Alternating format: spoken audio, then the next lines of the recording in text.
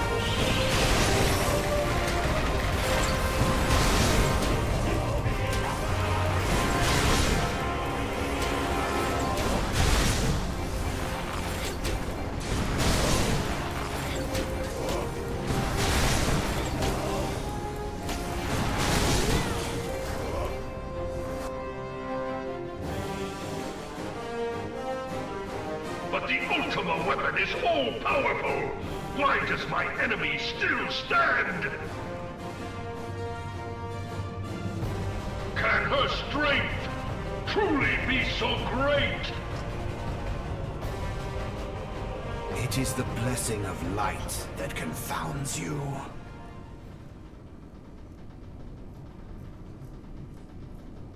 La Habrea.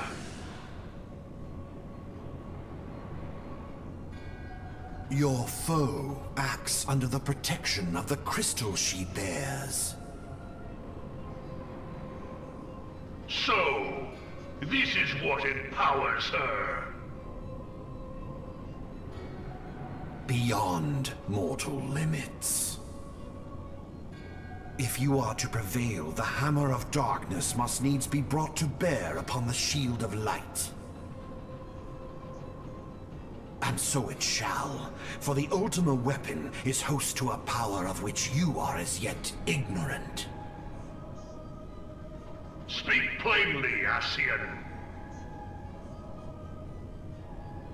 The heart of Sabik. It is the weapon's core, an enigma whose surface even the vaunted scholars of ancient Alleg failed to scratch. The magic within has lain dormant for eons.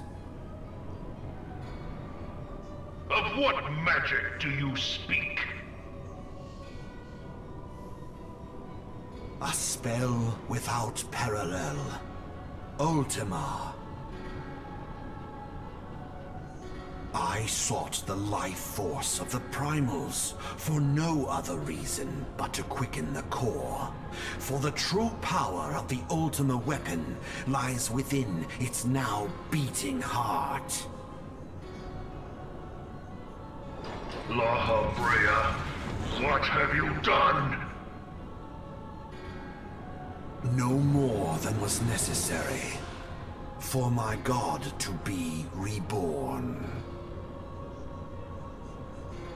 Damn you, Ascian. The hour is at hand. Behold but a sliver of my god's power.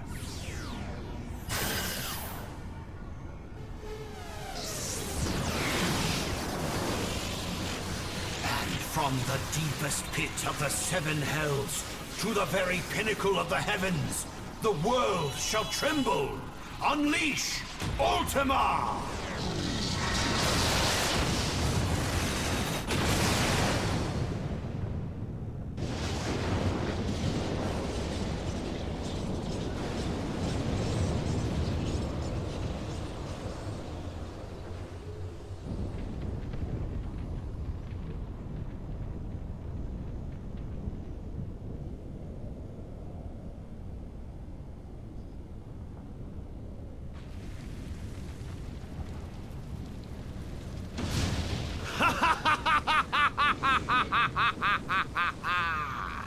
Such devastation! This was not my intention! Oh, Hydaelyn. It seems the task of keeping your champion alive has exhausted what strength you had left. Van Belsar, your enemy's shield is broken. The rest I leave to you. We will speak later, Ascian. But first, I must deal with you. The question of who is mightier remains. Come, adventurer. Let us find the answer together.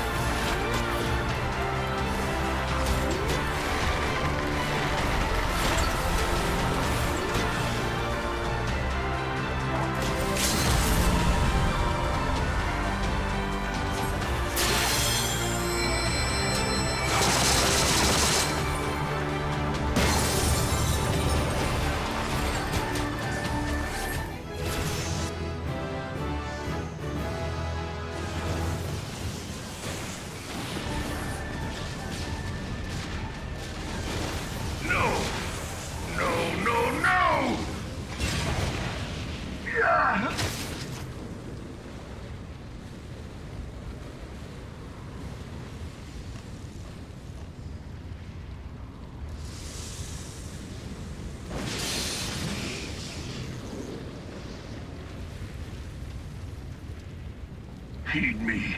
The subjects of a weak ruler must needs look to a higher power for providence, and their dependence comes at a cost to the realm. The misguided elevate the frail, and the frail lead the people astray. Unless a man of power wrests control, the cycle will never be broken. You of all people must see the truth in this. You who have the strength to rule.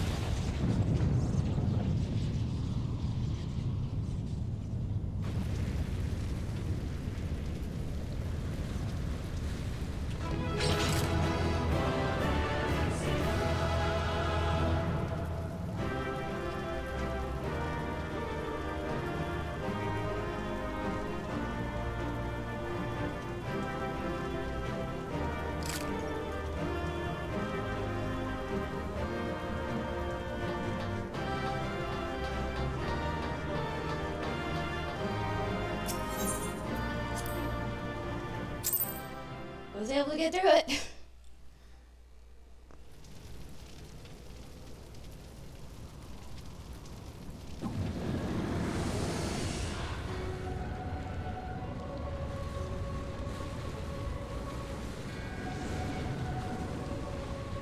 Pathetic. You boasted of unrivaled power. You were entrusted with the ultimate weapon. The ultimate magic. And still, you failed. So much for the glory of man.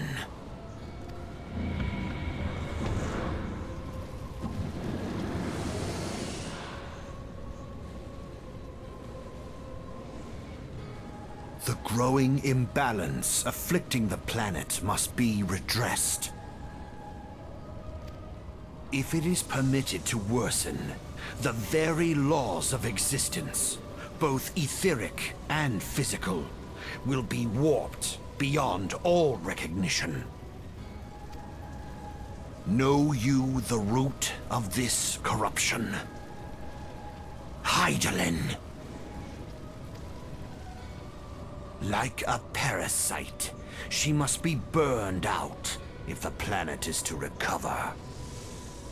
And naught but the return of the one true god will ensure her complete excision.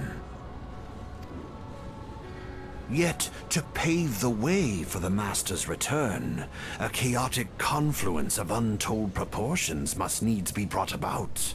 And that will necessitate the presence of the primals. Needless to say, both you and your scion accomplices cannot be suffered to interfere in this endeavor. You will not leave this place alive.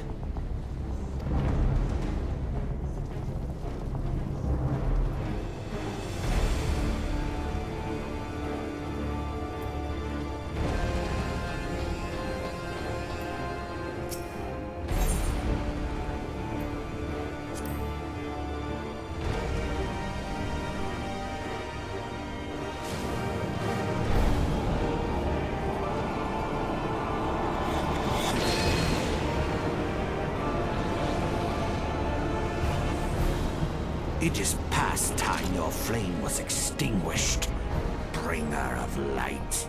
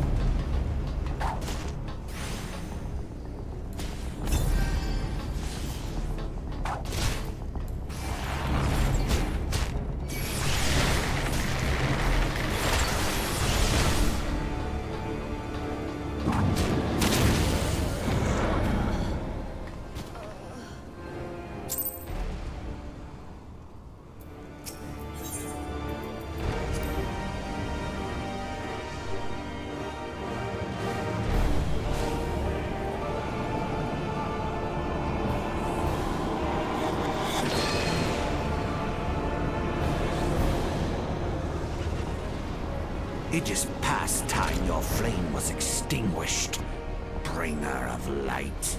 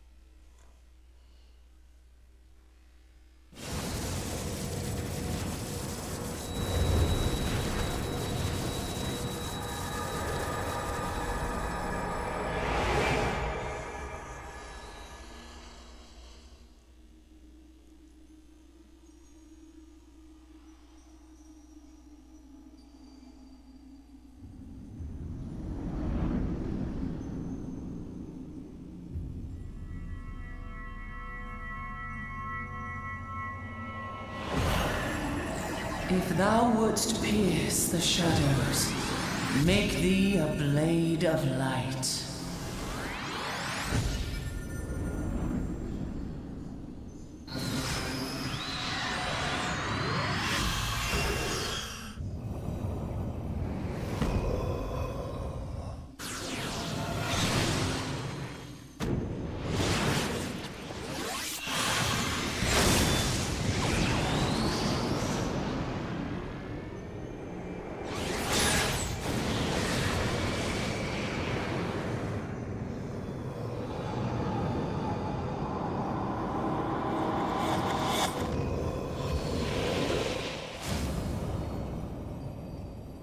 What?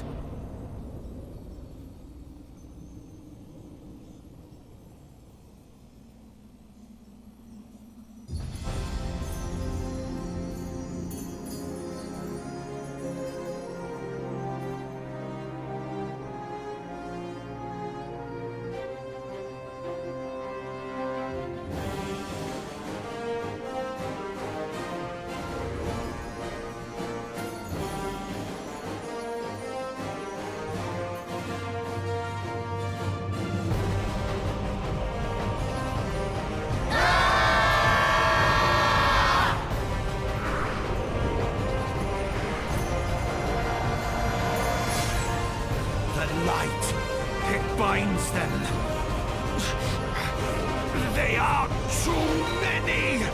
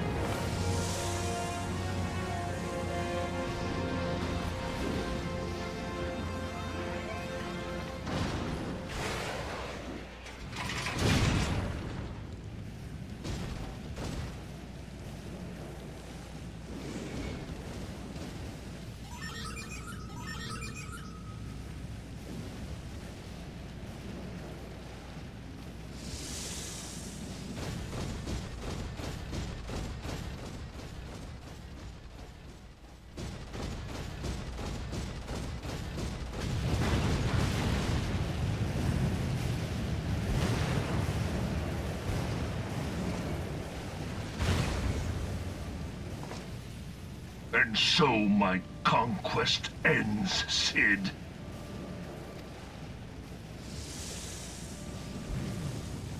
In smoke and ashes.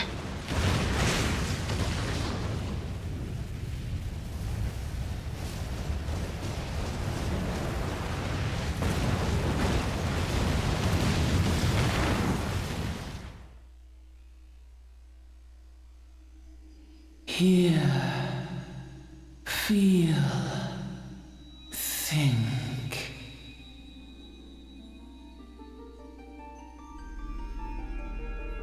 Warrior of light, beloved daughter.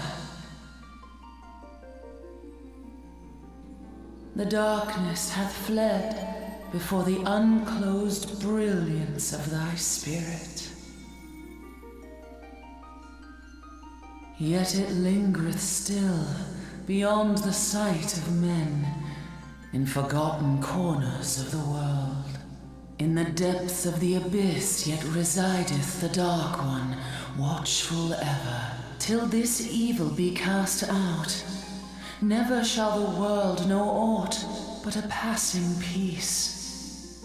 Yet for the present, a gentle light shineth o'er the realm of Eorzea.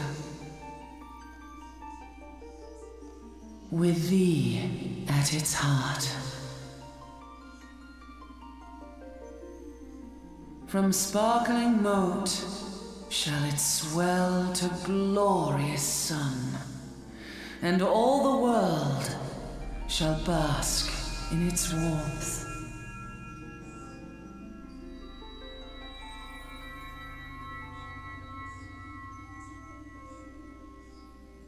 Blessings and joy be upon thee. Go forth, my child, and be as a beacon of hope for Eorzea and the lands beyond through all the days of thy life.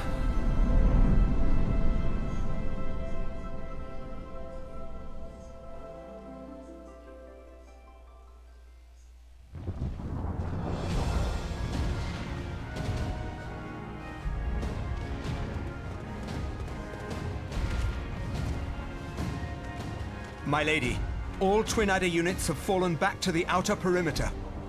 The Flames have completed their withdrawal, General. Admiral, all hands accounted for.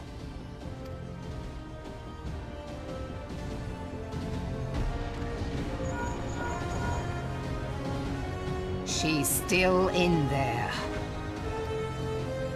Sid, has there been no word? Nothing. Nothing at all. Damnation! She's going to make it, I know she is. Ida is right. We Hi, must Andrea. have faith.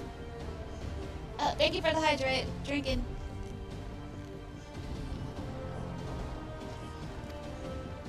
Sid, can they not be evacuated aboard the Enterprise?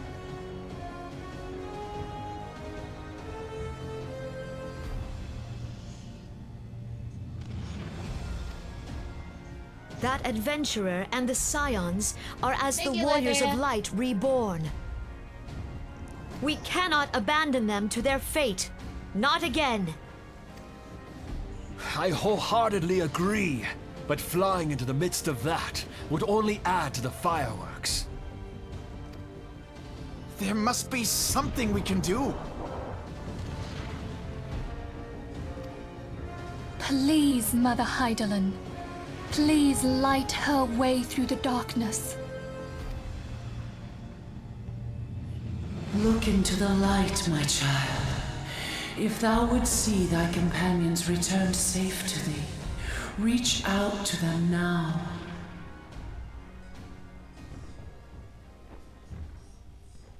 There!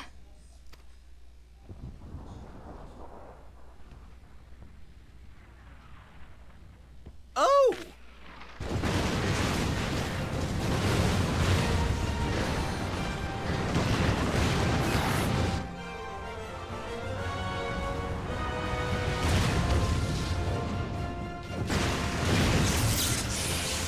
Yay! Our Warrior of Light. Yes! The hero returns!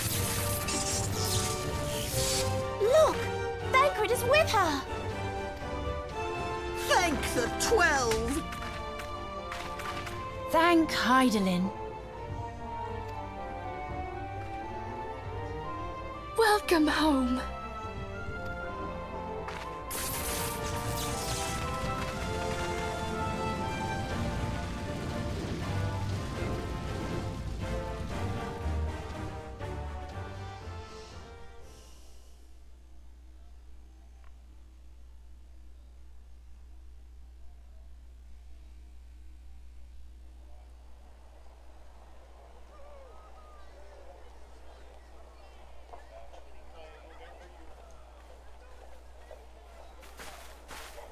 You almost got us killed that one time, remember? Now, we both know that was your fault. Thank the 12 we're safe. Mind your horns there, man-bull. Ha! Mayhap when you mind your manners. Though the crystal that bound Thancred is no more, I doubt we can say the same of La Habrea. And even if we could, we know that he is not alone. Confounded Ascians. Their god may be unknown to us, but their zeal is unquestionable. Suffice it to say, it would be folly to assume that they no longer pose a threat. Nevertheless,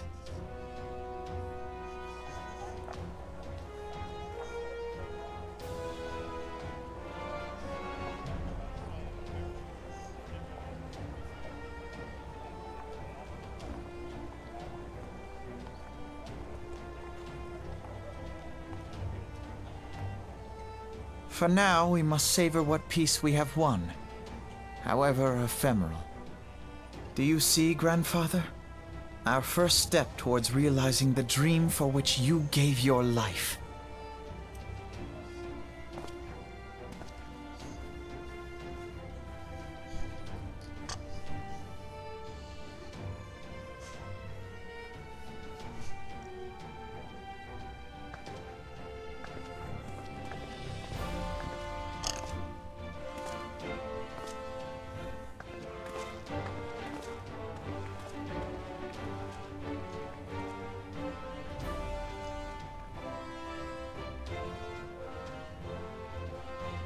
Friends, the dread night of Imperial tyranny and Ascian machination is ended.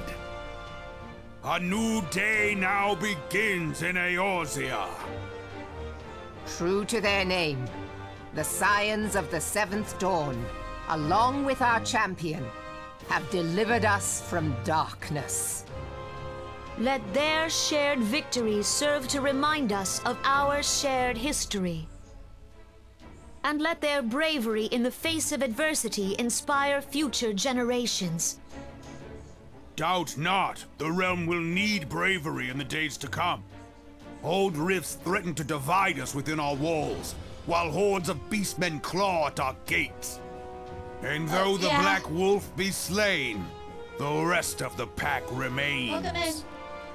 Yet no foe need we fear, so long as we stand as one. So long as the Scions stand for peace.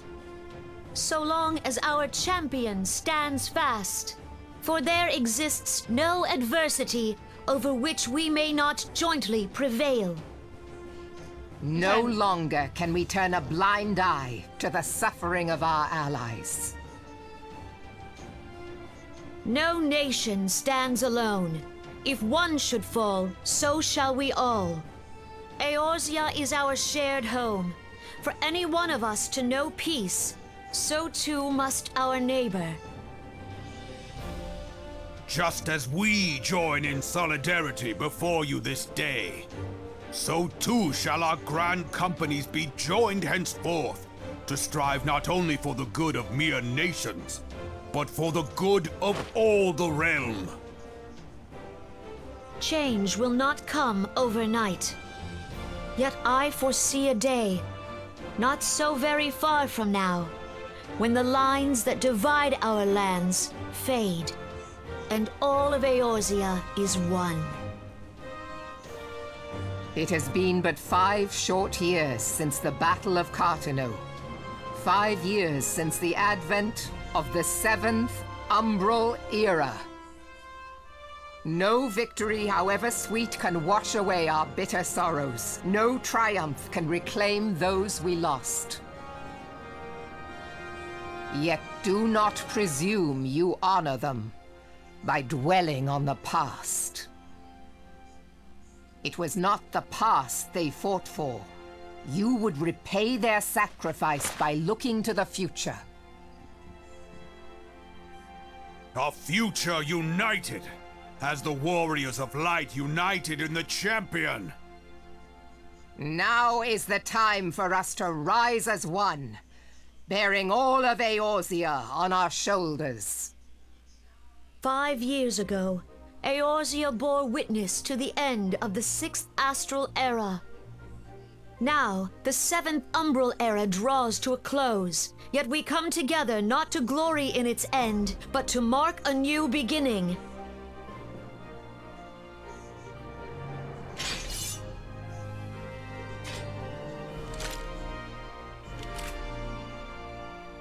Let it be writ that on this day, by the light of the crystal, Eorzea ushered in a new era. The seventh astral era is come, and thus is ours a realm reborn.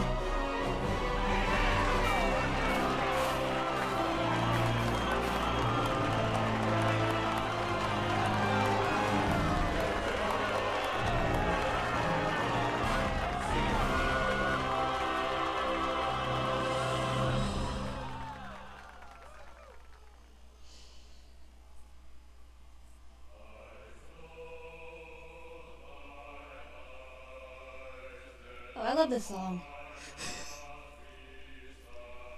Okay. Yeah, this is my first time playing through the main story quest, and I'm excited to see more. I love the Final Fantasy series ever since I was a teenager. This series is so phenomenal. I love it.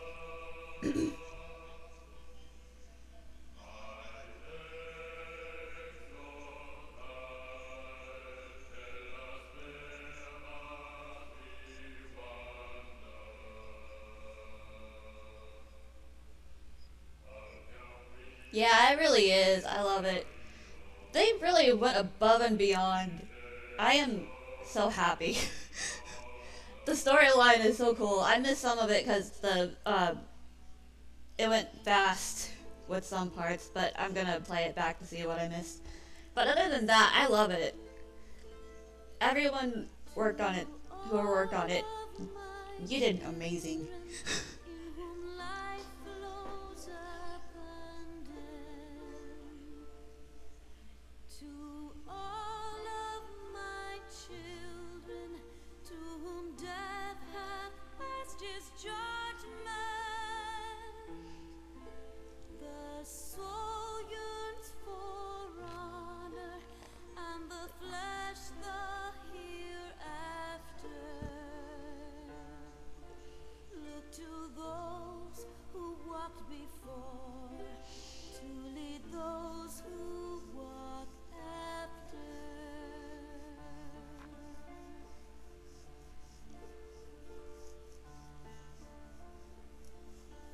Shining is the land's light of justice.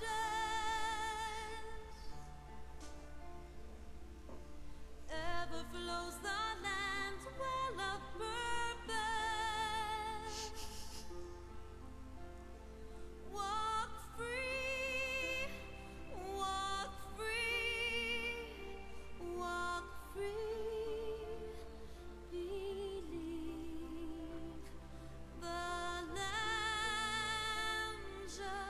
alive, so believe.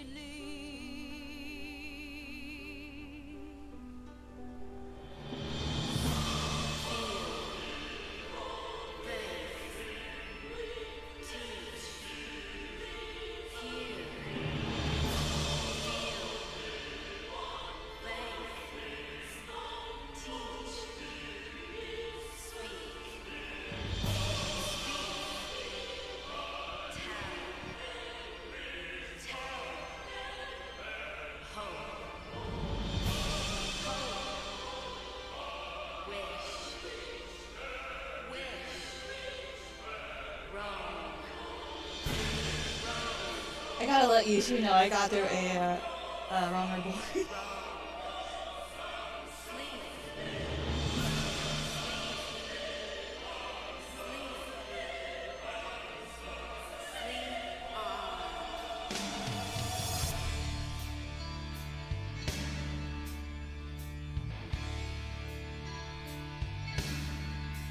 Now open your eyes while our plight is repeated. Still deaf to our cries, lost in hope we lie defeated.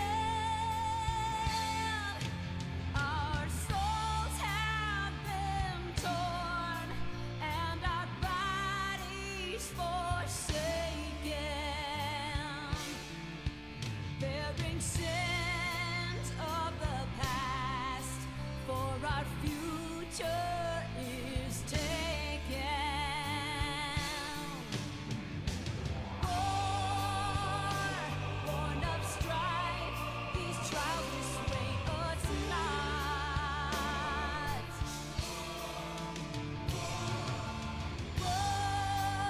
Words without sound, these lies betray our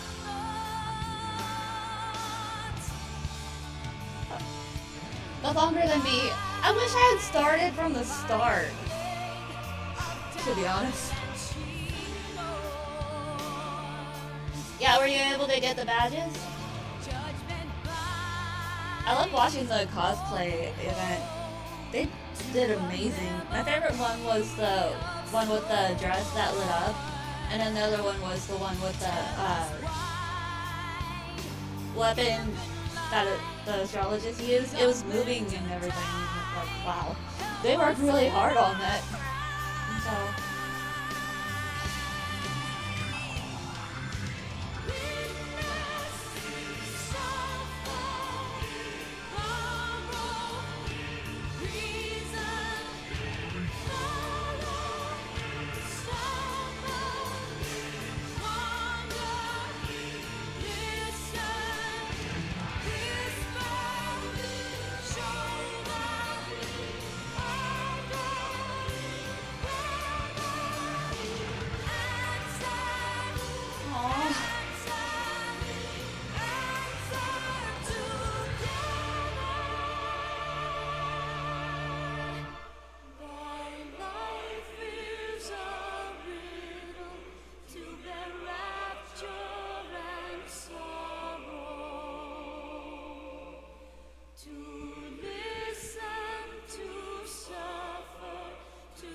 Trust unto tomorrow. In one fleeting moment from the land of life glow. Yet in one fleeting moment for a new gift doth grow. In the same fleeting moment, thou must live, die, and know.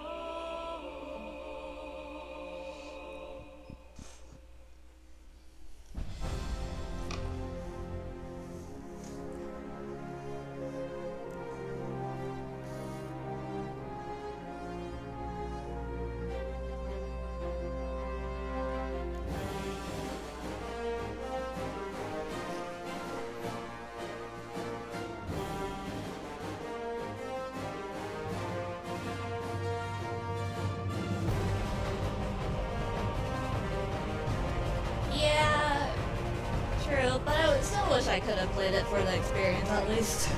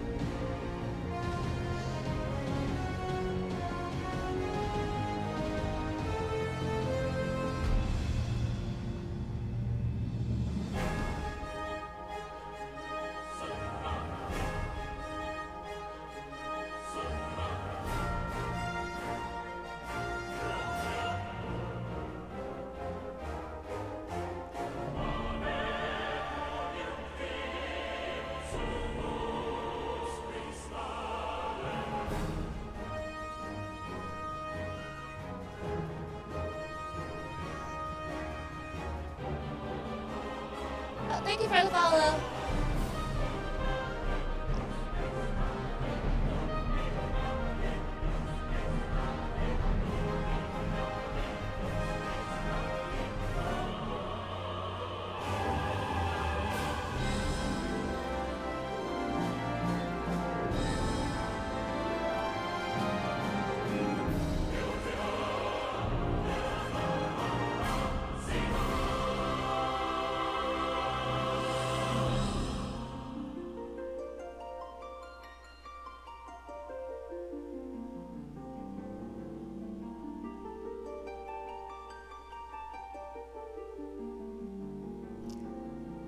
How far have you gotten, Lythria? In the story? Because Lythria is also playing the main story quest for the first time, too.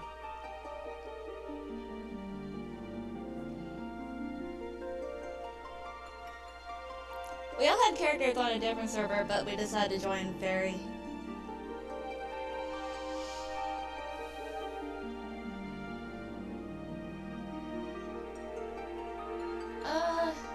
Yeah, so do I.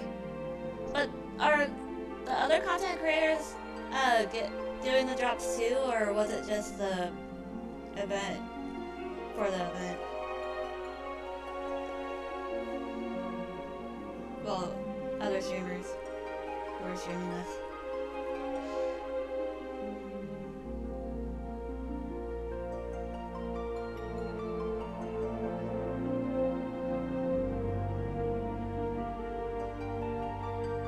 Oh, okay.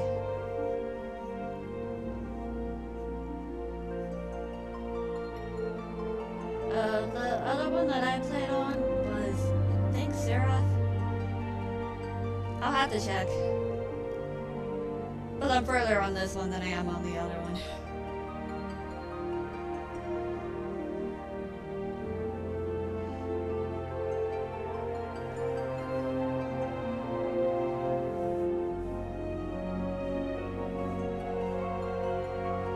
I think Lythria got further than me, though.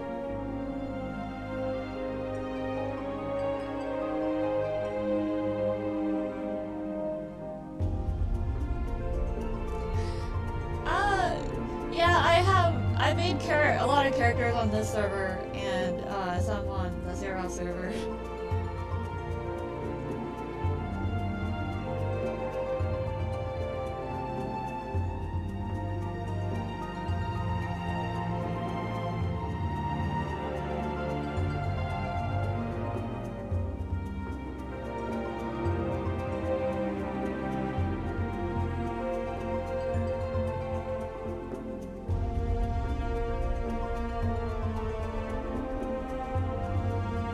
My main is a Miko. I hope I'm pronouncing that right, because I heard them pronounce it at FanFest. And another character I have is an Aura, which I want to play with Lythria whenever I can, because Lythria has an Aura too.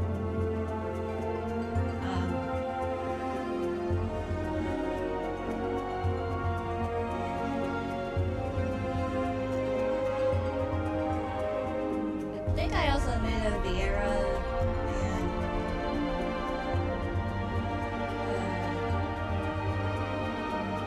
yeah, Vieira and the elf race. Yeah, I love the auras and the Vieiras, they're so cute. And I also love the Miku.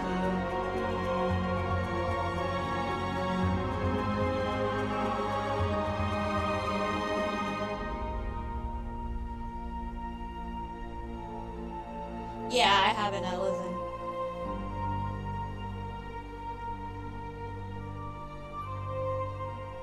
Yeah, auras are so cute.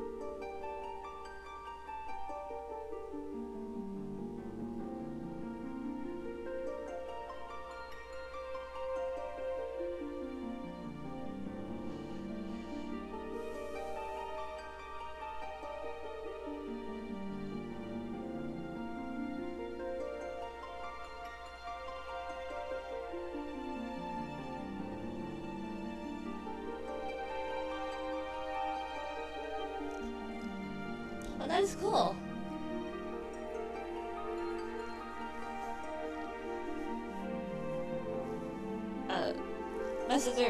My sister Swanee would love that character because she loves the color purple.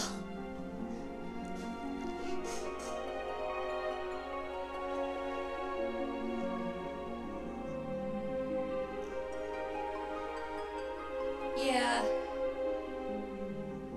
I think I have both a Ray and the other one. I have a male aura and a female aura.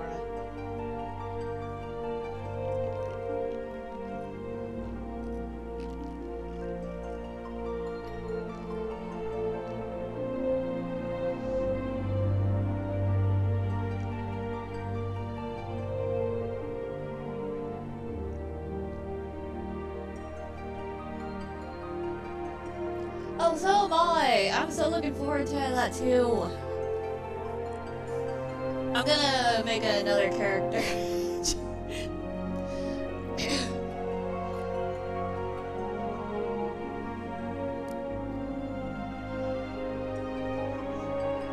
Just to see all the new stuff.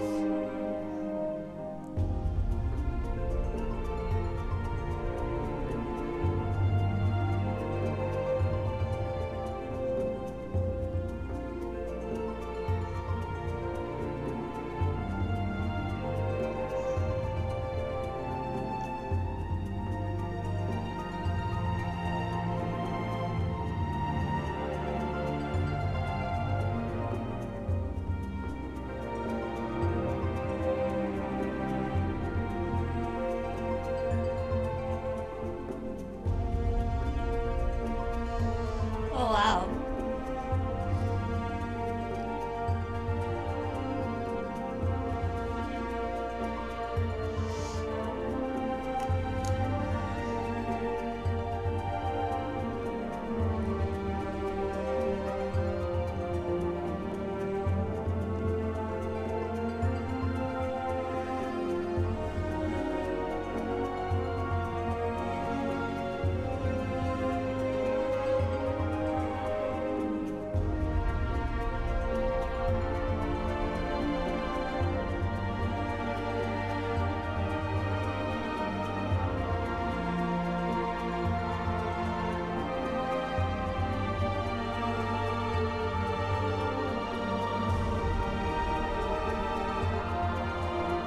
I'm hoping they add teal blue.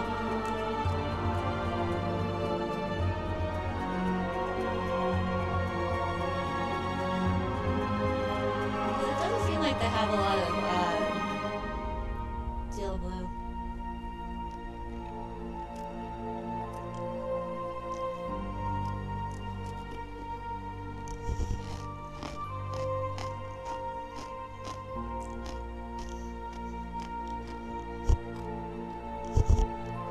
I had to lift my mic up real quick, I was chewing ice. Some people can't handle the sound of chewing, so I lift my mic up whenever I do.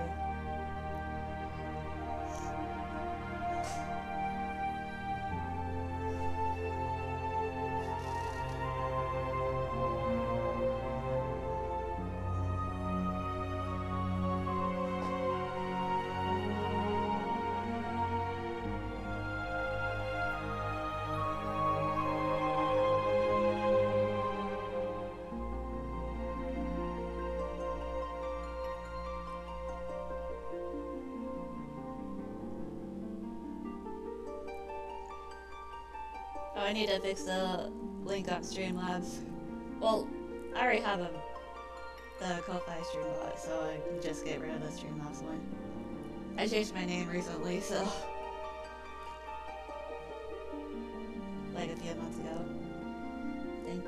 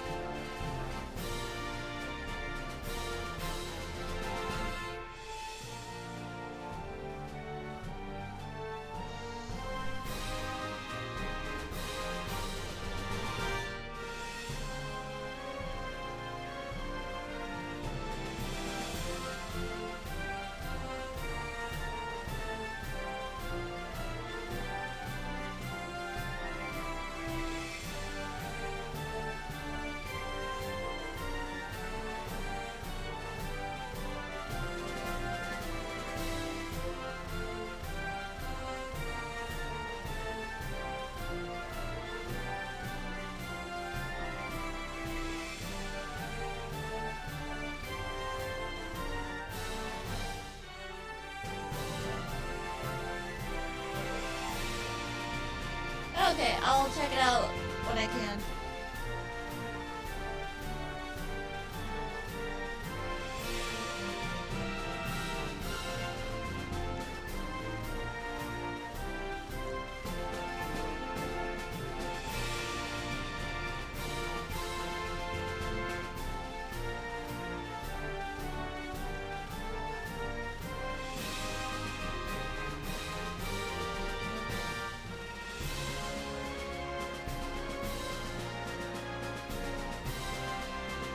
Right now my phone is charging, so I can't really check Discord right now.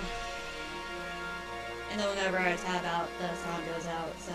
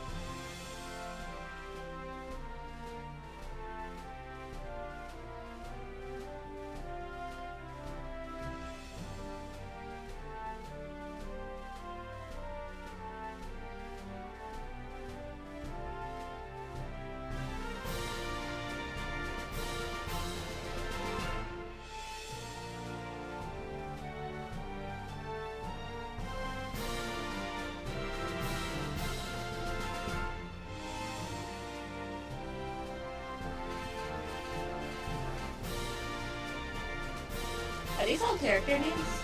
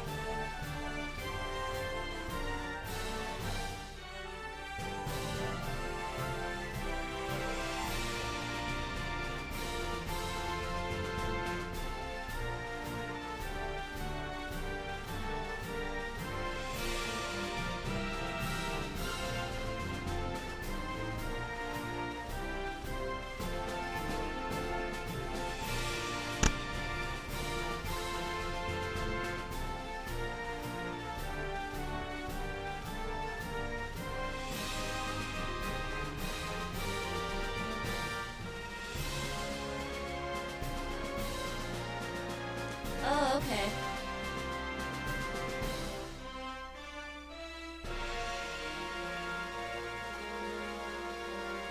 That is cool.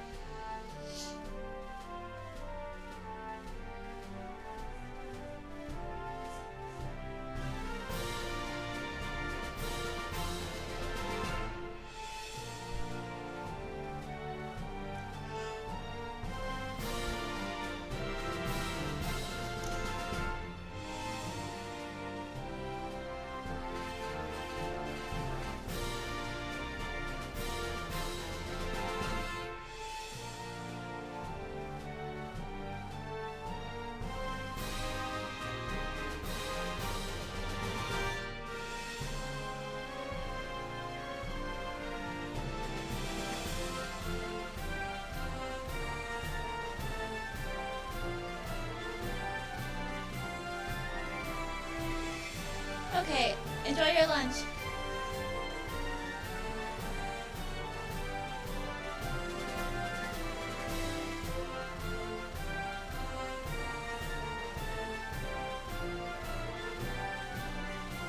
Yeah, if any of you need to get up and stretch, go ahead and do so.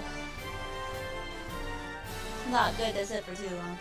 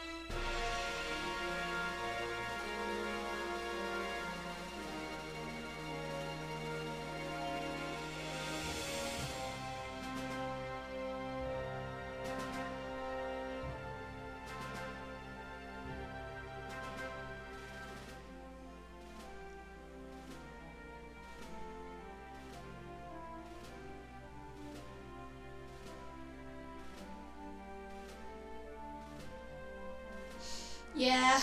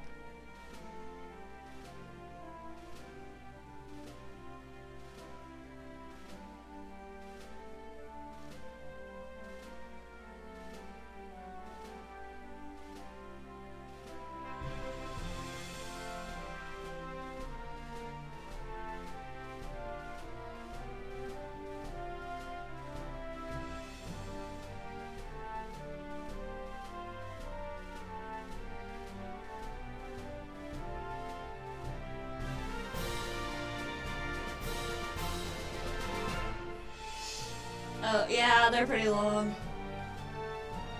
Thank you for the hydrate.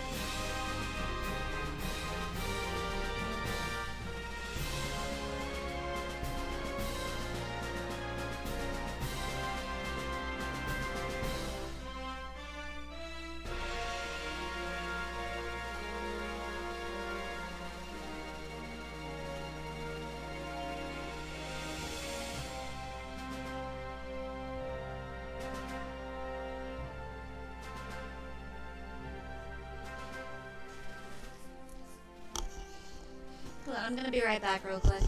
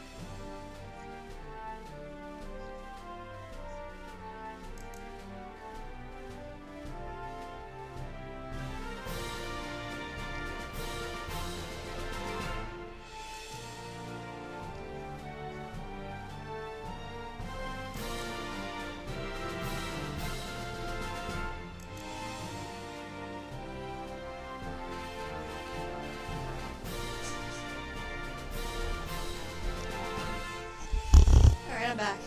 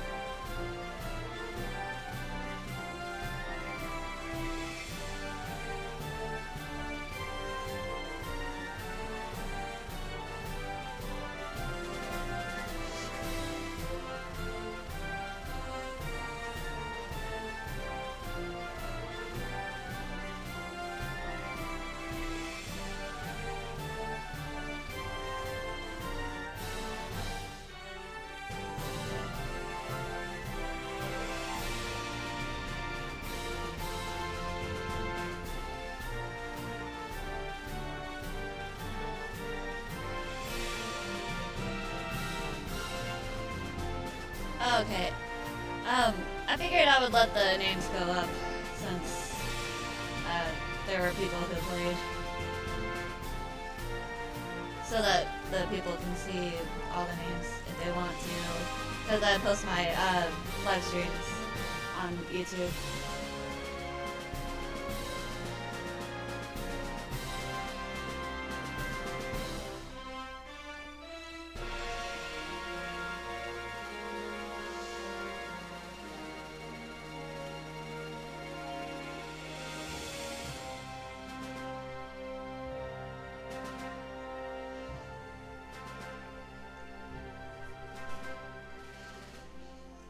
Plus people might stumble upon it and see their name.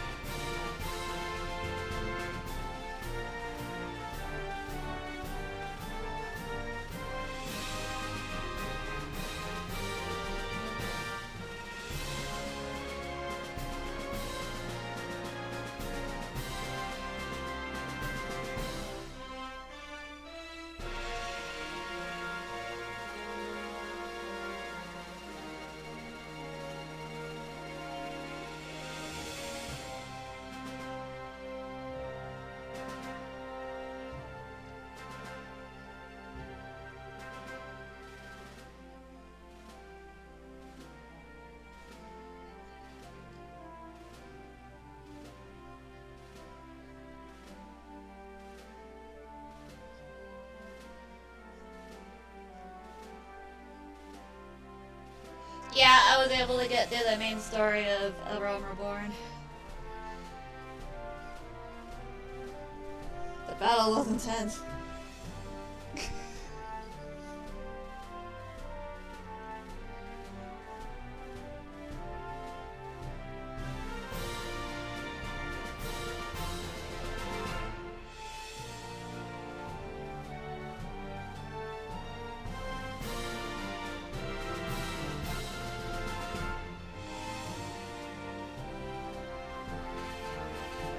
Thank you.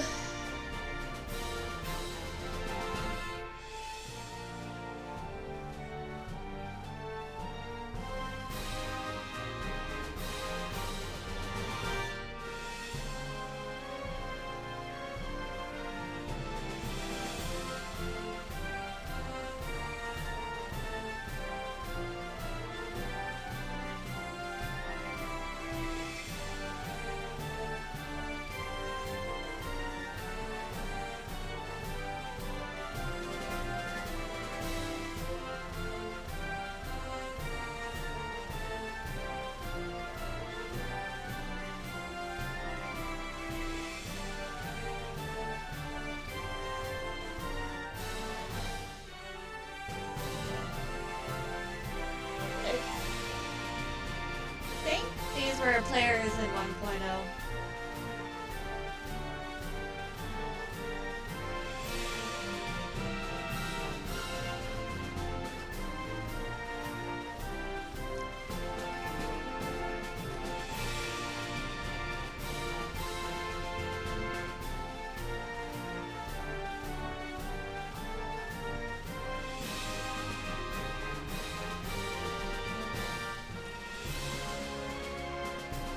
I wish I could have played during 1.0.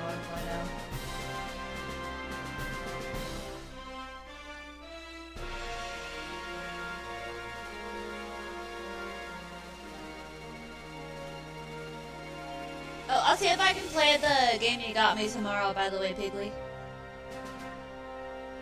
Thank you.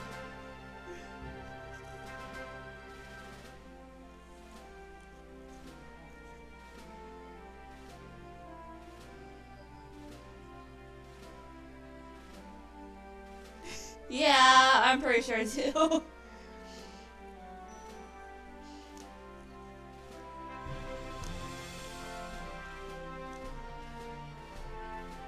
Because someone had the name Scarface. I don't know if anyone would have that as an actual name.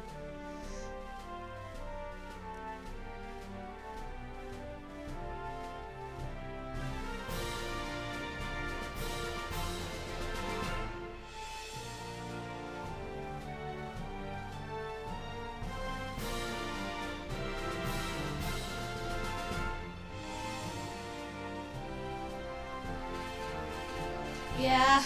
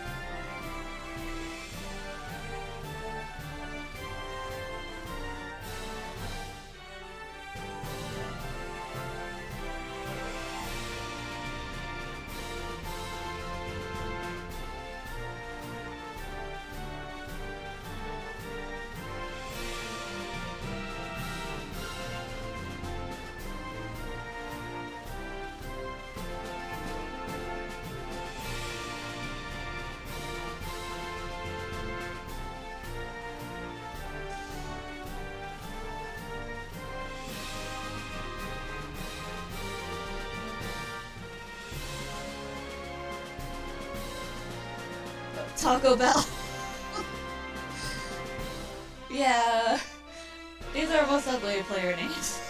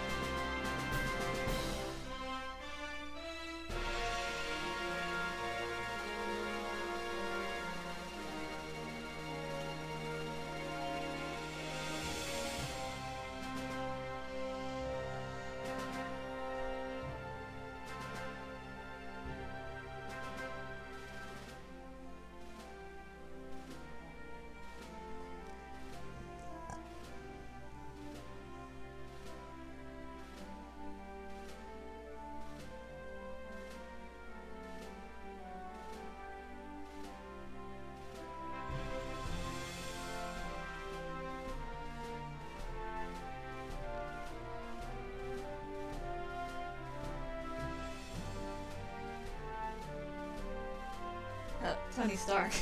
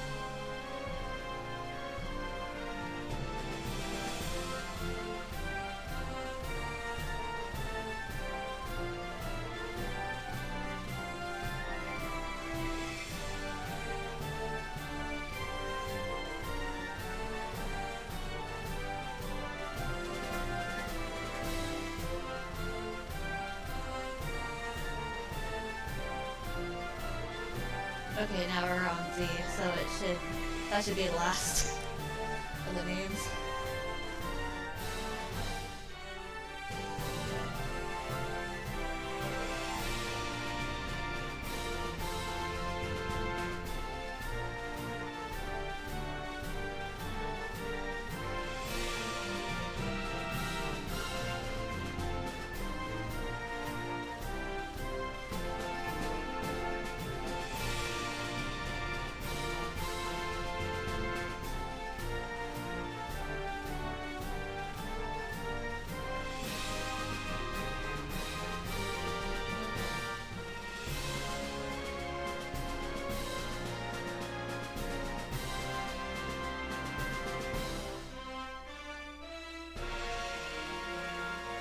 Oh, I got through the storyline.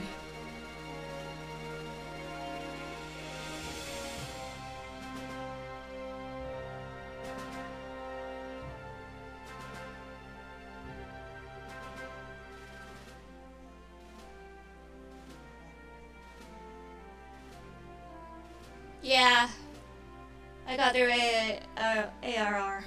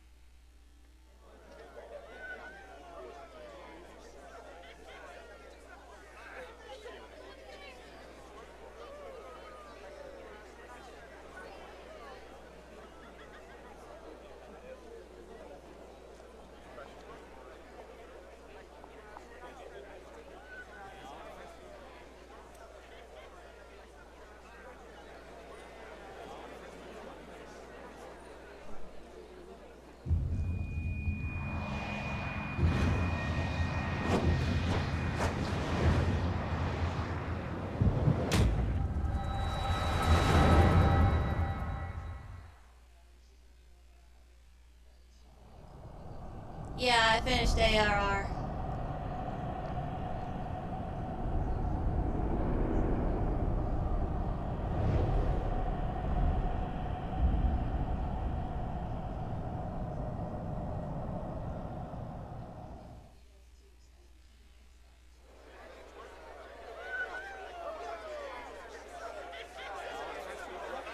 What is it?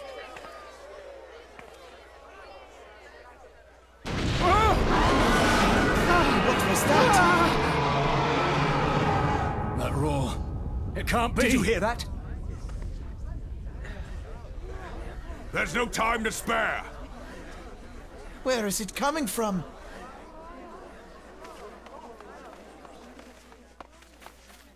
Dread tidings, chaos and carnage! It is an abomination! A primal has awakened!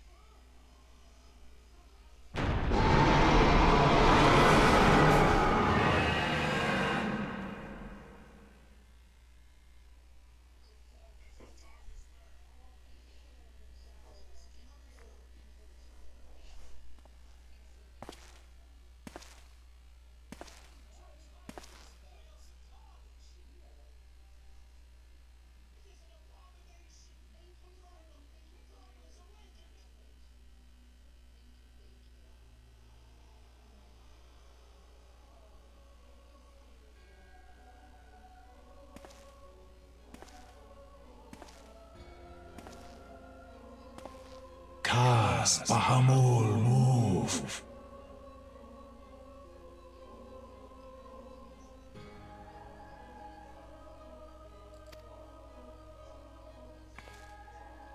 One Azaz moves da. Fanzar lokpa ki hats haldorn zur, ukdorn.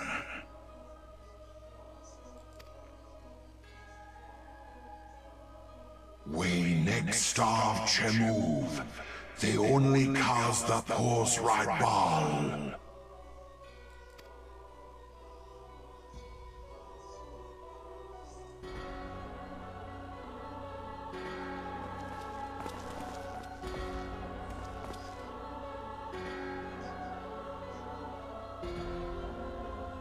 Alpha Post!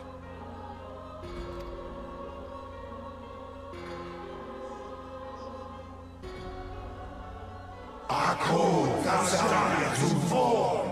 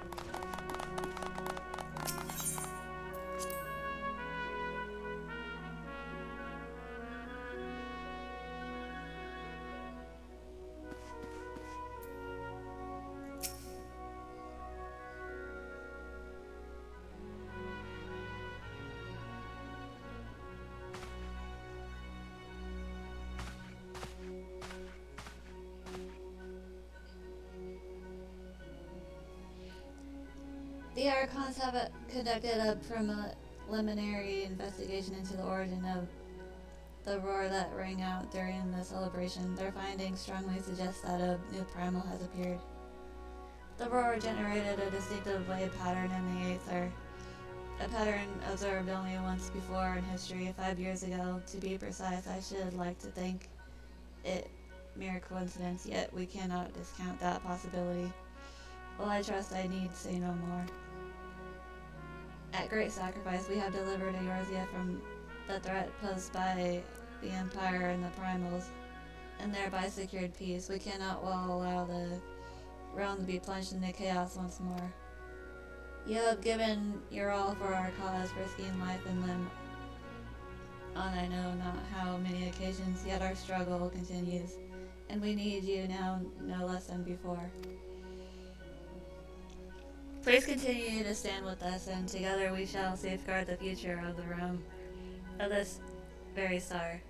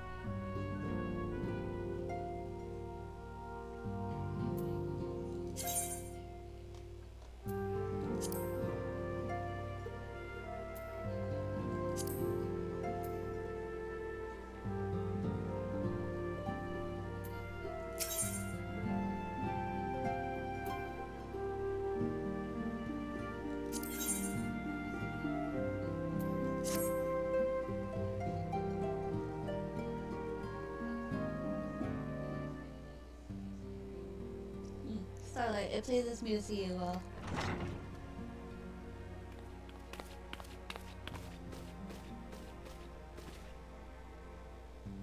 Do excuse me for interrupting. Starlight, my lady, the gentleman from Ashgana Exports has just left.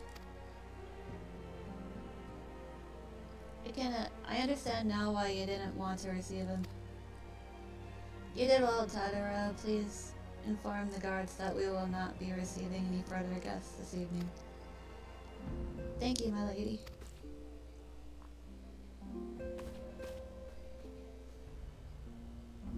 Ever since we defeated Gaius Van Belzar and destroyed the ultimate weapon, The eyes of the world has followed our every move, scarce remembering to blink. Where once we worked in secret with precious few friends and all too many enemies, we are now besieged by benefactors, each one more eager than the last to offer us his complete support. True embarrassment of riches. Of course, every promise of patronage comes with a price. Some make their intentions known from the start, while others endeavor to engage us more subtly. Trust it how they will, the message is ever the same. We shall help you, but only if you help us.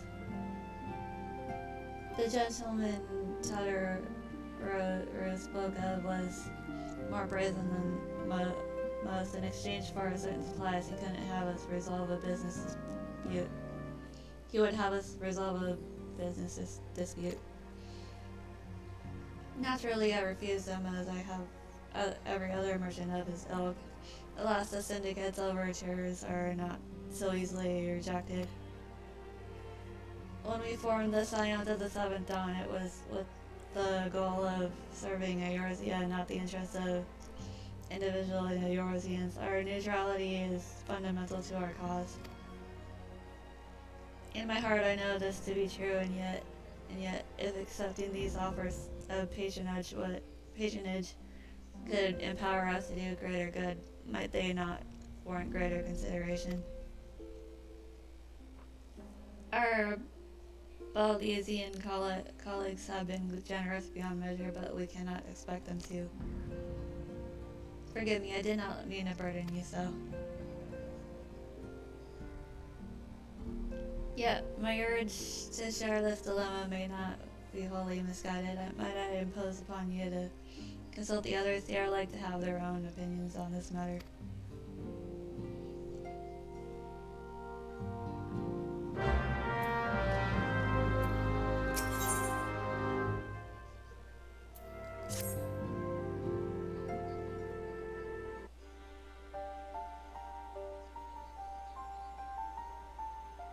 I know you have scarce had a chance to rest, but I'm afraid there is still work to do.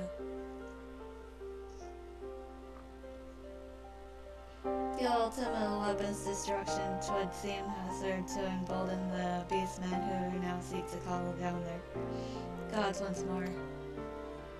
Even as we speak, the Amalja, the Excel, and the Kobolds are making preparations for their respective summoning rites, and that is but half of it. Much to our dismay, all three tribes were somehow able to procure vast quantities of crystals.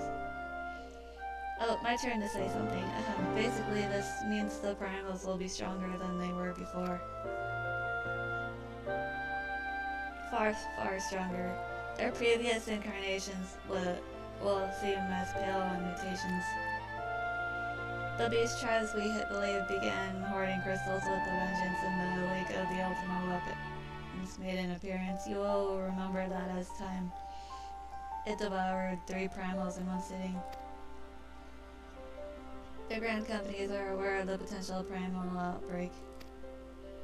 Alas, due to the losses they incurred to ensure the success of Operation Archon, they are ill-equipped to take any meaningful measures. After deliberation, the leaders concluded that they must need to turn to us once more. The etheric waves that were observed in Mordana do not appear to bear a connection to any beast tribe. Yet much and more still remains beyond our knowing. We must be prepared for all possibilities. I am loath to send you into the midst of danger again so soon, but more have proven themselves more capable against the primals than you. Will you undertake this mission, Starlight? Yeah, my thanks. I truly do not know what we would do without you. Go ahead, Thancred. With circumstances as they were, I haven't had the chance to properly express my gratitude. I owe you my life, Starlight. Thank you from the bottom of my heart. A string of failures had left me feeling powerless. I wanted to be stronger, that I might do right by my fellow Scions. But instead I caused you all no end of grief and suffering. I swear to you, it shan't happen again. Owing to everyone's ministrations, I am quite recovered now. I hope to return to my duties again soon.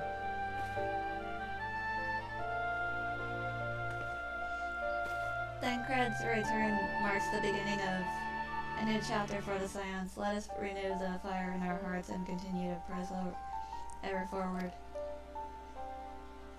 Now then, back to the matter of the primals. With no fewer than 3 of the beings threatening to appear, it is easy to feel overwhelmed. We must take it one sure step at a time. Ranger has the overview of the situation as it stands. Please speak with him to receive guidance on your mission.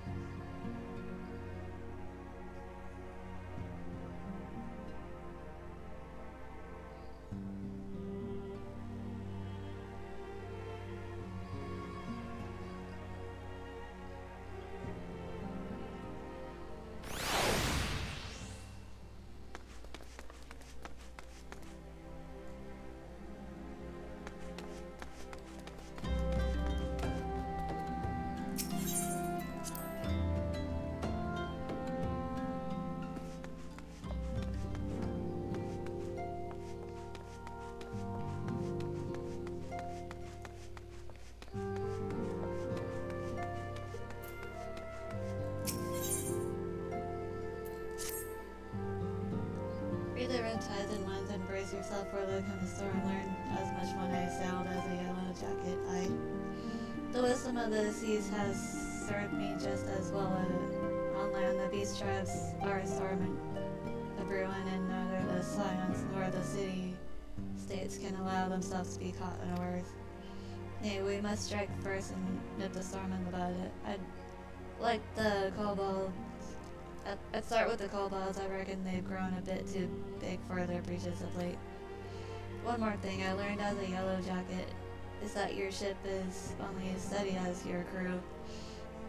Before taking on the kobolds, I have in mind round up some new allies. In Camp Overlook, you'll find a crew of pirates who've given up pillaging and plundering and now fly the flag of the Maelstrom. I'd bring them on board to fight the Kobold menace, but I've a notion that an honest plea from yourself would be more convincing. Might you travel to Camp Overlook and speak to Commander Loden in my stead? You'd be doing us a great service.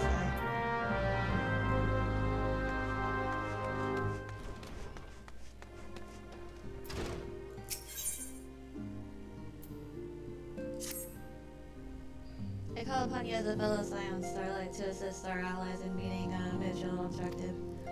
The Maelstrom needs every sword it can summon to stifle this Sahagan advance. I implore you to journey to Camp Skull Valley to discuss the matter with Valbrita and render what remedy you can.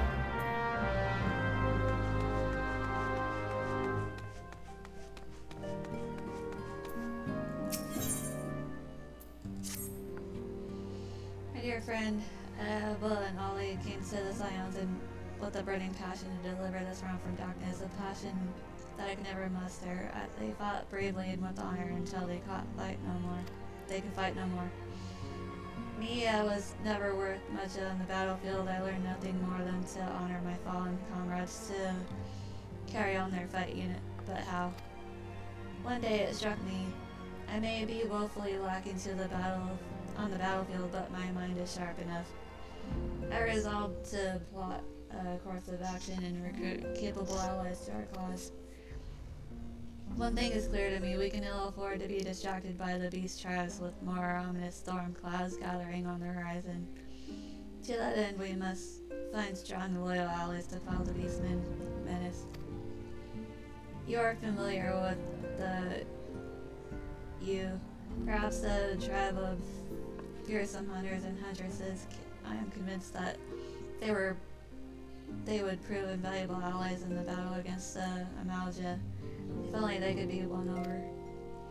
Though you respect strength above all, I fear they'd sooner gut me than listen to my tale. But you, if you spoke, they would listen. I'm certain of it. And so I asked for and traveled to Forgotten Springs and speak to Uad in my stead.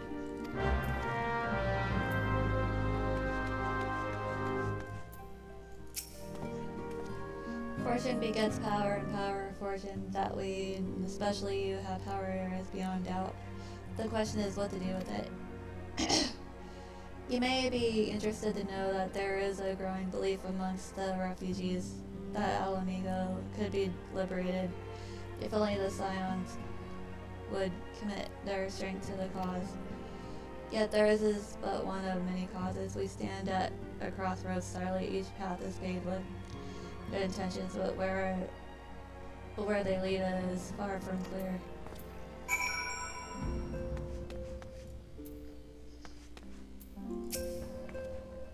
Recall you meeting with the Admiral shortly after the Lumens and sent word of the summoning of Titan.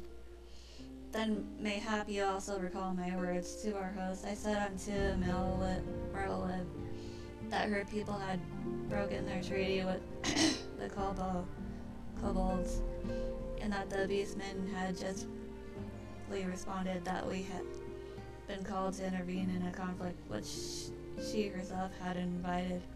I spoke in short the truth. And wherefore did I speak it? Because owing no allegiance to Limsa, I felt no compulsion to allow the Lumentans to distort the facts to fit a narrative which justified their actions and absolved them of guilt. Upon this subject, Nephilia can expect a similar reply. Our many dalliances with the city-states have already weakened our realm to neutrality, but the path she contemplates would see us relinquish it entirely.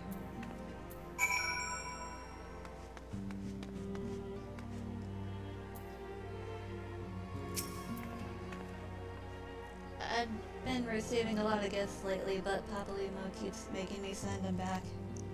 It wouldn't be so bad, but some of them are really nice. I mean, very nearly abandon your principle is nice, you know? None can deny that we would benefit from more support, but it comes at the cost of our principles. Neutrality was a very delicate matter. I've lost count of the times I've had to explain to people that our allegiances need not necessarily lie in the same place as our headquarters. Mind you, if we are to sell our services for Gil, we might as well declare our fealty to old now and have done with it. I'm quite sure Ida would enjoy the bribes.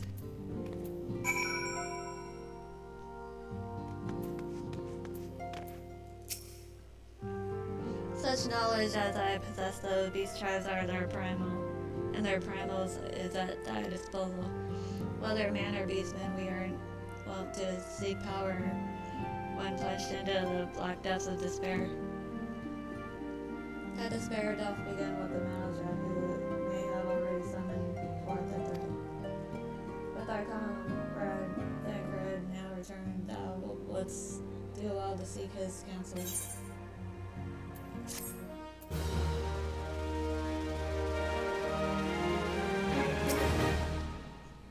'Tis a lot of the powerful to attract the covetous as well as the needy. Thus, doth prudence dictate that those with power proffer, and with one hand whilst the other rusteth ever over their hilt. Alas, we have not the luxury of time to decipher our petitioners' machinations, nay, not while these tribes do labor unseen to fight and defeat to raise up their fallen primals once more. Doubt not that they shall return stronger and bolder, both nor that we shall be the ones to meet them. This sacred charge shall ever be ours. 'Tis but a pity we are so few, and our fortune so finite.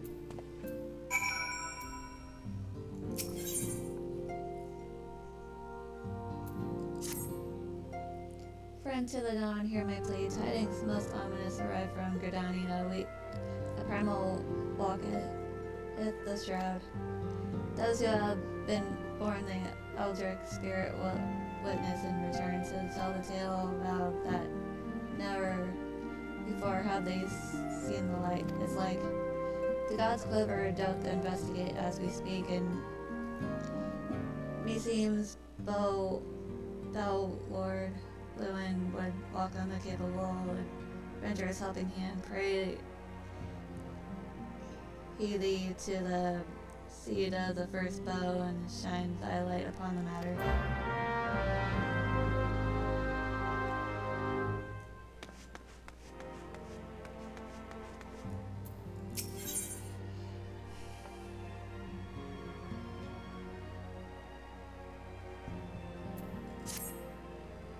Confirmation has just arrived from the immortal flames. 'Tis as Arianger said. I fear the Malja have already summoned for it. A confrontation with the Lord of Inferno is inevitable. I would like nothing more than to lend you my blade, but the students of Baldesian insisted that I refrain from taking to the field where it concerns primals. I know not workings of it, but it would seem that recent events have left me especially susceptible to tempering. As much as I hate missing out on the fun, for everybody's sake I must sit this one out. Instead, I will focus on gathering and analyzing data. Now the Immortal Flames have already conducted a preliminary investigation into Everett. They may well have information that will be of use to you. Do pay a visit to the Hall of Flames and speak with Commander Swift. One last thing before you depart. Doubtless you remember Menphilia's words. But this Ifrit is a far cry from the primal you first defeated. You will want to assemble your most dispensable comrades for the mission. Be safe, my friend.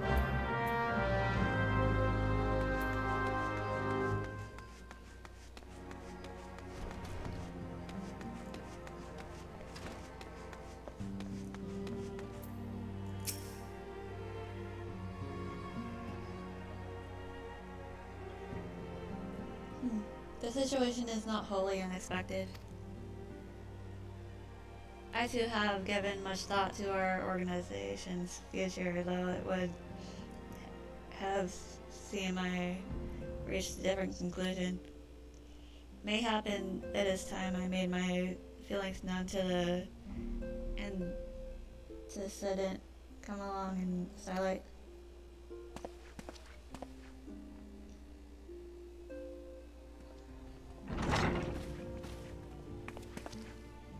Alphanad, Starlight, is aught amiss? You deserved counsel, and so you shall have it, Menphilia. The scions of the seventh dawn must leave Ulda. We must do what? So long as we remain within Uldan territory, we will never be free to act with impunity. Moving our headquarters to Vesper Bay only delayed the inevitable. We have demonstrated our capabilities, and the Syndicate has taken note. They will not suffer our organization to remain independent now. We are far too dangerous for that. Surely you realize they are the reason Vesper Bay still lacks Aetherite. They know full well how beneficial one would be to our cause, which is why it and others favors when other favors will be denied us unless we cooperate. If Ulda is no longer suitable, where would you have us go? Experience has taught us that the appearance of neutrality is as important as the reality. Accordingly, we must keep each of the great nations at arm's length and plant our banner in a place which all agree to be beyond their borders. Horadana. Remnantal, to be precise, it lies within neutral territory and offers all essential facilities we require. By way of an additional benefit, it is also frequented by a veritable legion of adventurers who may serve to supplement our ranks. I am of course conscious to the fact that we have developed a certain bond with all the Antwerp people over the years, but I truly believe this to be the best course of action. As you yourself observed, we have invaluable ties to the local community forged through years of concerned effort. Ulda is our home, Alphanad. To cast aside everything we have built and start anew in that desolate wasteland would be beyond reckless. The decision is yours to make and to send it. I ask only that you recall the shared purpose which first moved us to found the lands of the Seventh Dawn, and which moved you to found the path of the 12. Hear that. We aspire to an ideal, you and I, just as my grandfather did. That makes us more than mere comrades in arms. We are as much your family as. This will be all, Alphanad. I'm sure you have familial affairs of your own to attend to. Your concern is most generous, but no, I have left them in hands of men better suited to the task than I. I could not very well allow my personal affairs to come before the needs of the Order, after all.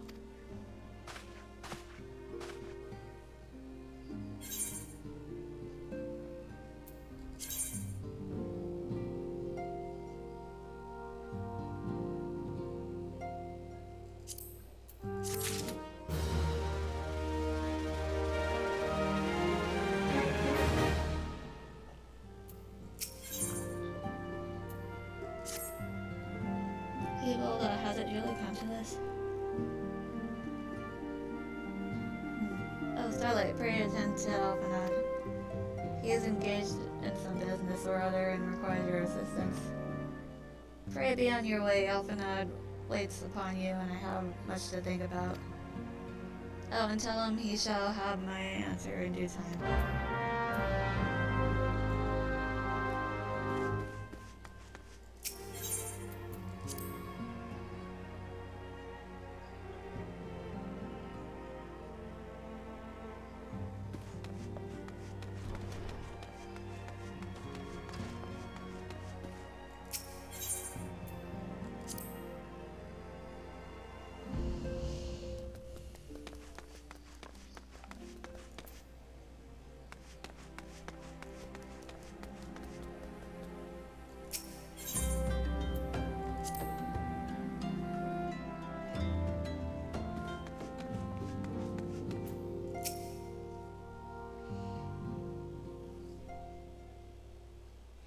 Got it. She knows what must be done, and still she hesitates. All because of these fanciful rumors.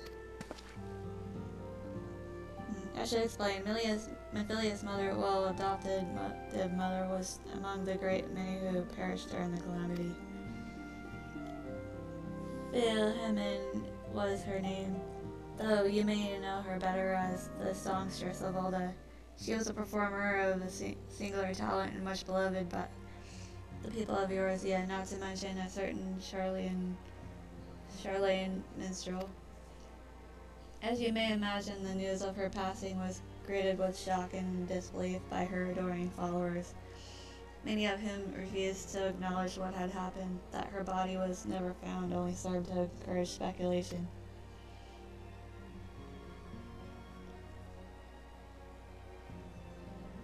Minfilia too struggled at first to accept the truth, but as Min's absence stretched from months into years, she saw that there could be no other explanation. Until recently, at any rate, for whatever reason, rumors have once again begun to circulate that Min is alive and well.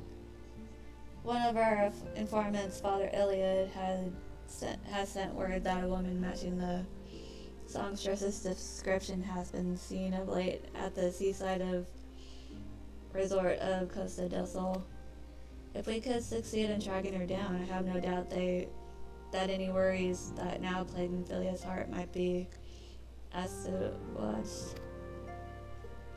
I mean to set forth for Lenasia at once. Let us reconvene there and inquire with Master Iguraju to the veracity of these rumors.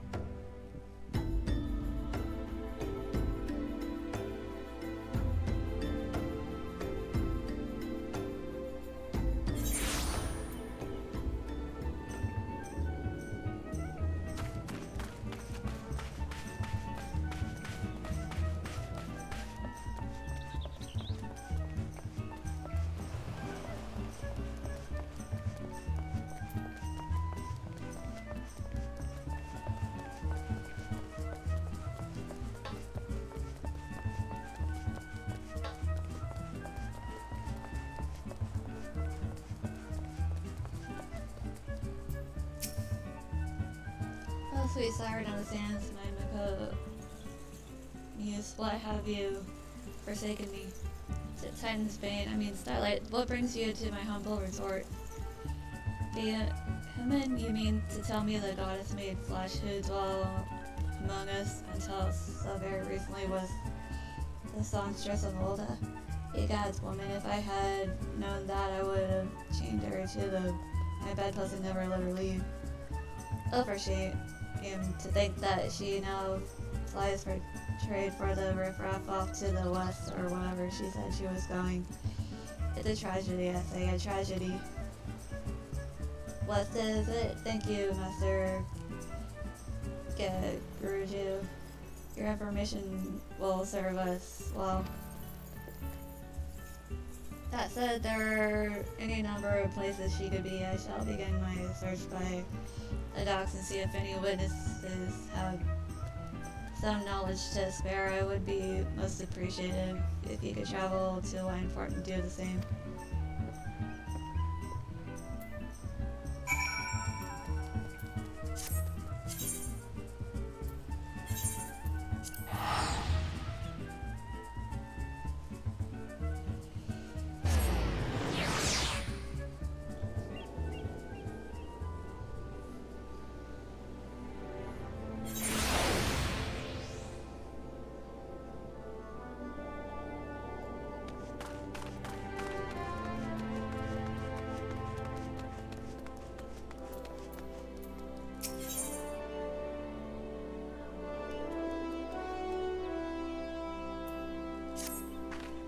Fancy yourself a romantic friend? Do you find yourself gazing off into the horizon, yearning to travel in search of storied relics left behind by the heroes of yore? Yes, you say, then I do ever have a proposal for you. I was accosted the other day by a slobbering drunkard. Bear with me now. I assure you this gets better.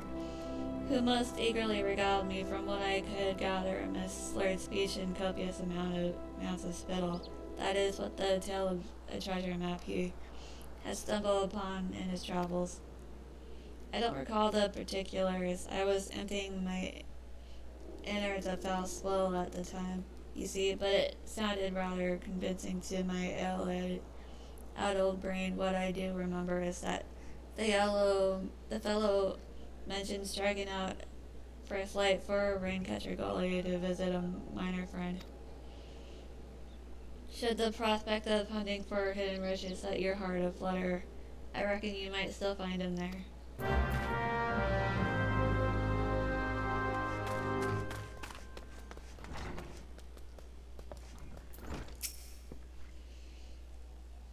Well, if it isn't Starlight, the savior of Blindport, what do we owe the pleasure?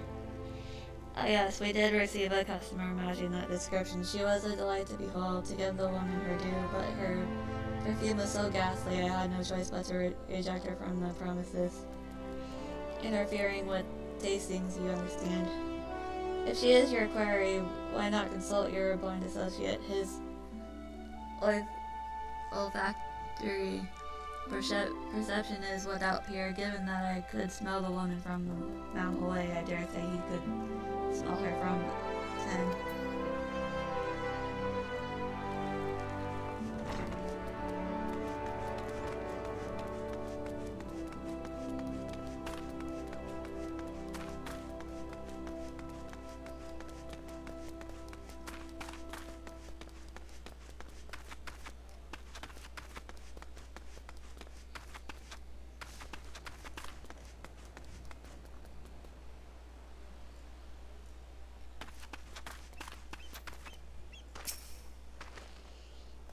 Yeah, you want to know if I have seen a lass by the name of Bill Hammond?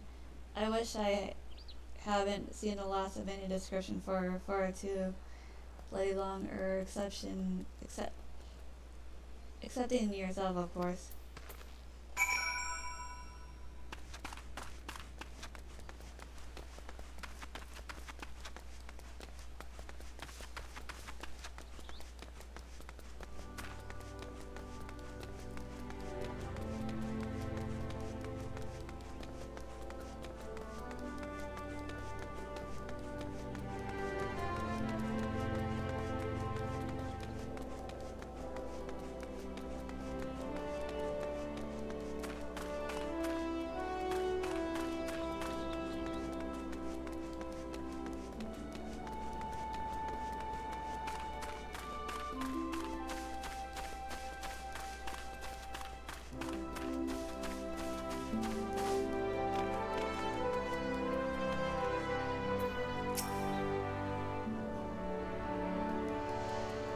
I see you have had many grand adventures since last we spoke, Starlight. You must have shared them with me sometime.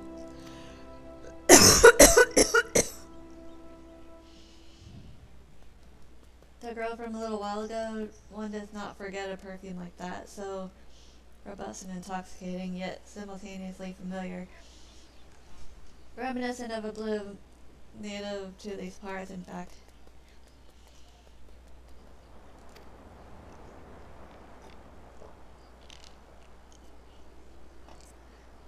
I said as much as we spoke, she complimented my powers of observation and asked me where she might find some of the flowers.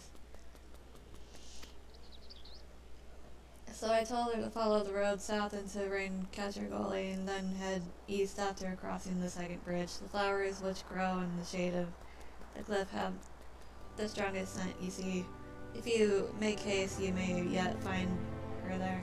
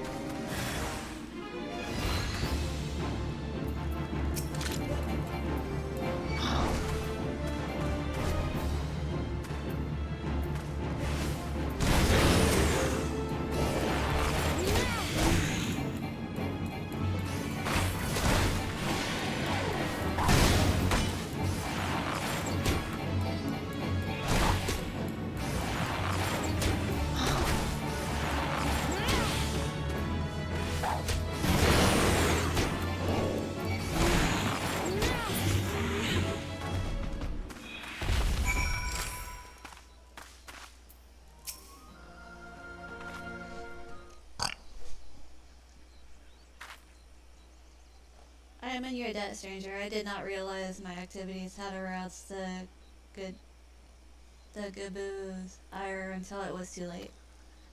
Their oils can be used to make a perfume, you see, and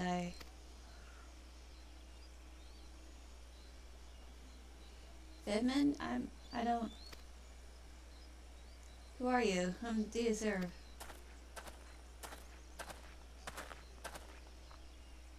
It appears you've already found our woman. Consider me impressed, my friend.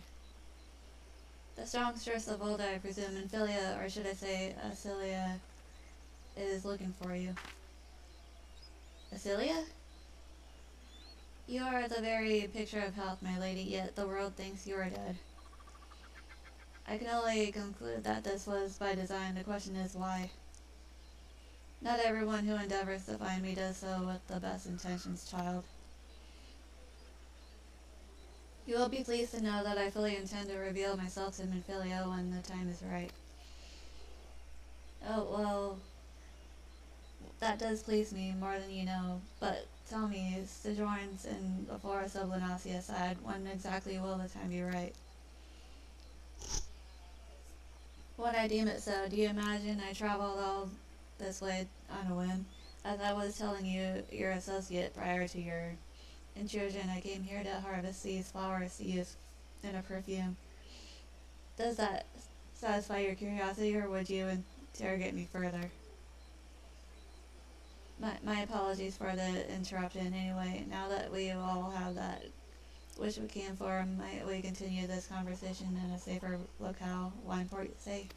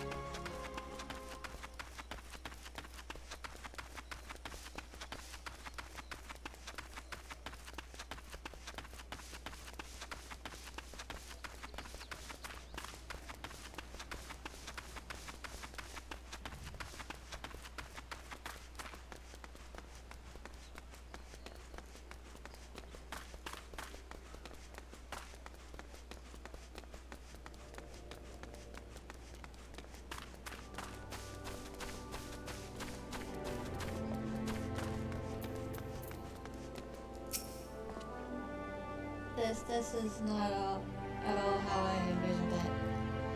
I can scarce begin to imagine what emotions will go through Minfilia's heart when she reunites with her mother after all these years.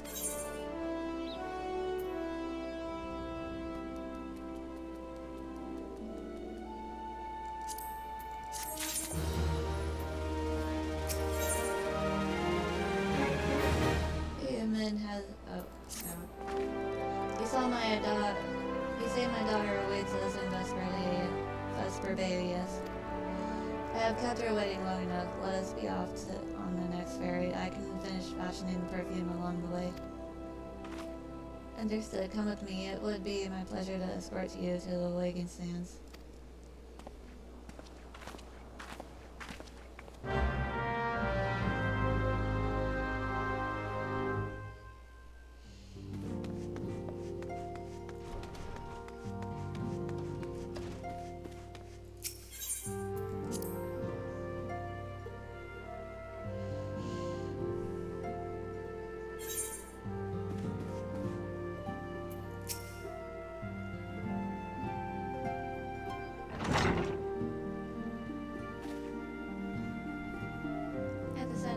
have a guest.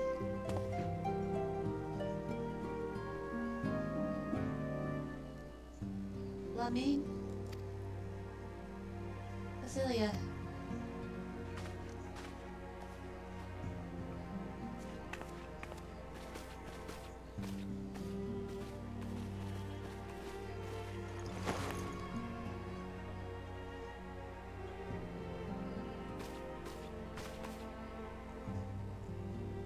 I haven't seen her like this in years, Starlight.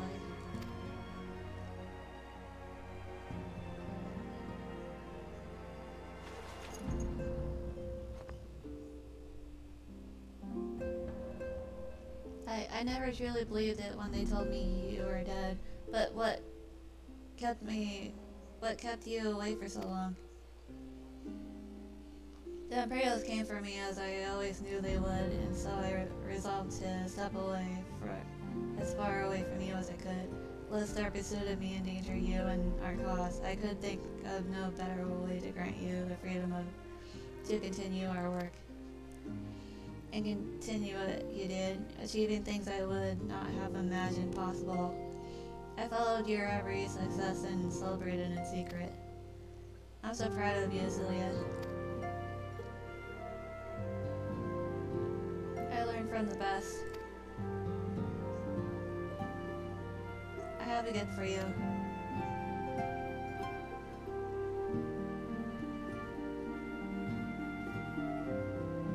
Still said a perfume you remembered. How could I ever forget you wore it all the time? If ever I lost sight of you, I could find you again just by following my nose.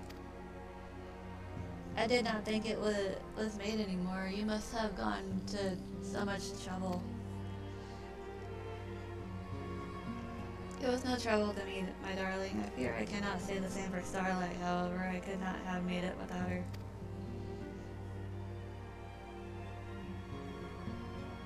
Thank you, Starlight. Thank you both.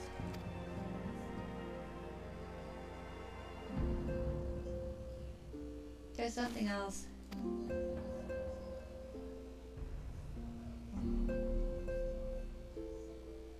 This is the cat's eye I found. All these years you kept it.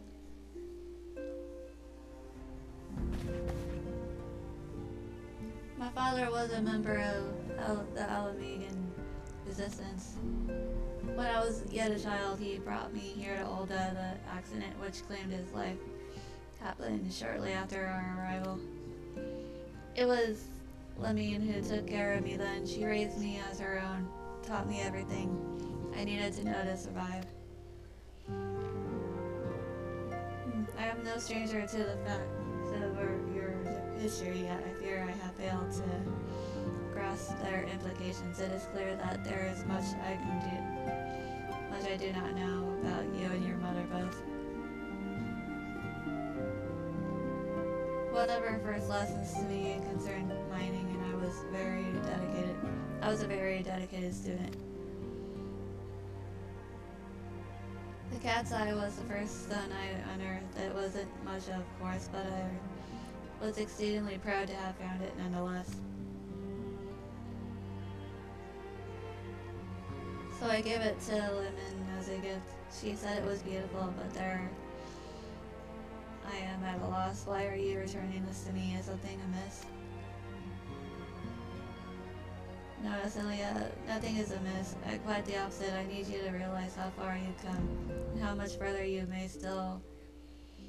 must still go. You and your allies have accomplished more than I could ever have hoped. You have succeeded where I have failed and made me so proud that the words fail me.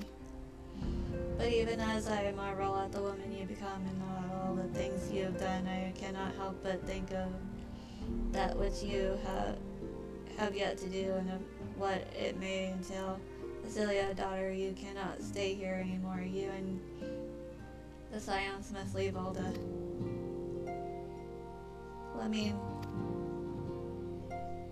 You built it once, Cecilia. You can build it again, and this time we'll do it together.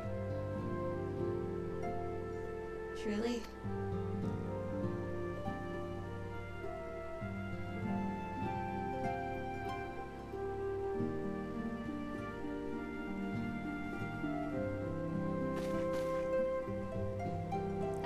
the time has come for the Scions to lay Vesper Bay. We shall establish a new headquarters in Revenant Toll, as you proposed.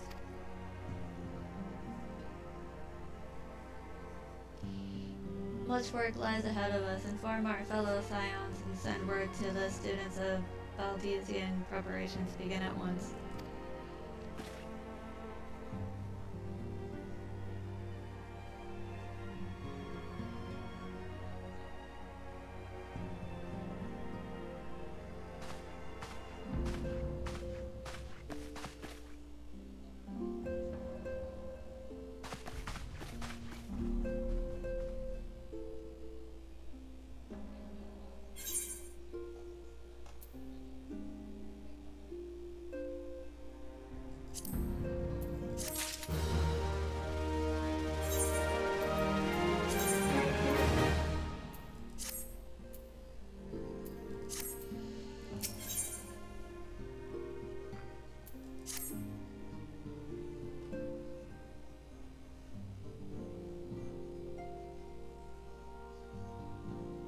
It is all well and good that we have found ourselves a new home in Rodent's Toll, but there is so much to be done in so little time. Our first step will be to secure the cooperation of the Adventurers Guild representatives there. Were it not for the Guild's considerable efforts, the regional camp Rodent's Toll would have never been established, much less its more heavily fortified successor. However, with construction still ongoing and resources in short supply, it seems certain the Guild will require something in return for their support. Sympathetic to our cause though they may be, whatever they ask, I shall not begrudge it. To be plain, we need them more than they need us. Without their assistance, such essential tasks as securing new facilities, cultivating relationships with local merchants, and recruiting adventurers would prove difficult, if not impossible. You need not concern yourself with such matters, Descendant.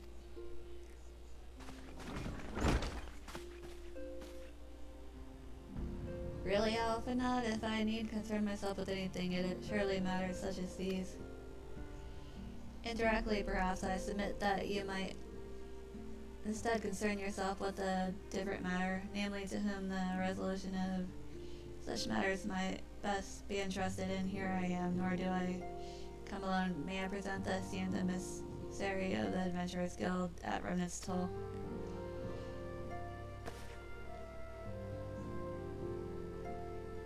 It is an honor, Descendant. Upon receiving word of your intentions from Master Alphinaud, we thought it best to begin talks at the earliest available opportunity. Know that my associates at Remnant's Toll hold the Scions of the 7th Dawn in the highest regard. We should be honored to welcome your organization. There are, of course, certain provisions which needs be negotiated with it.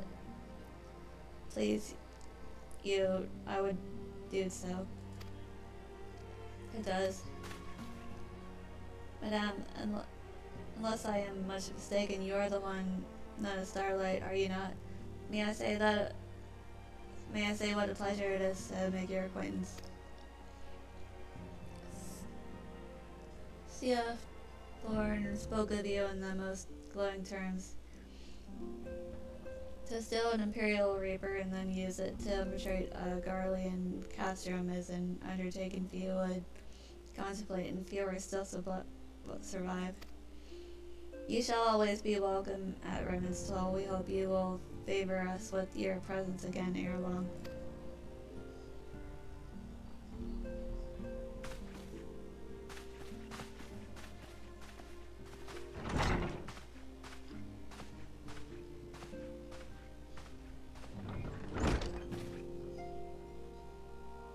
Well, it would seem your reputation precedes you. Starlight, mayhap I should dispatch you to Remnant's Toll with it all haste, as first intended. But before that, I dare say you have earned yourself a rest. After all, you have traveled so far, and there It's already so much you have done for us and for me. We will speak again anon. Until then, take care.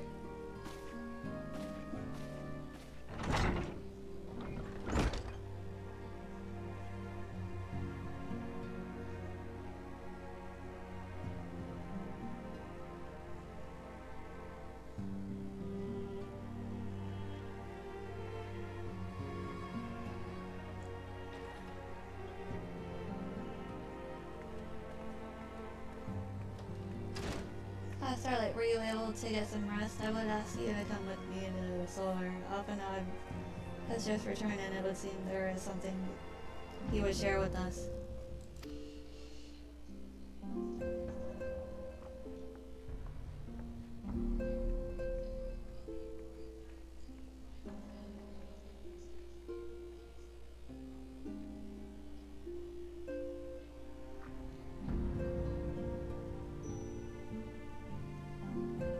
You're here, good. I come bearing news.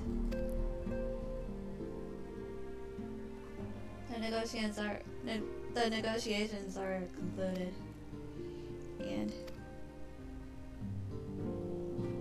our friends at the Adventurers Guild have agreed to furnish us with new facilities and material support in exchange for our assistance in the ongoing defense and development of Remnant's Toll. The Science of the Seventh Dawn shall have a new home in Mordana, the Rising Stones.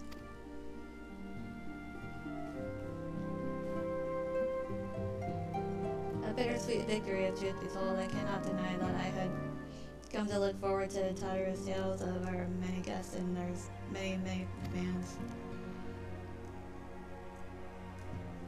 From the Wakened Sands to the Rising Stones, passerby, poetic, that wasn't your doing, was it?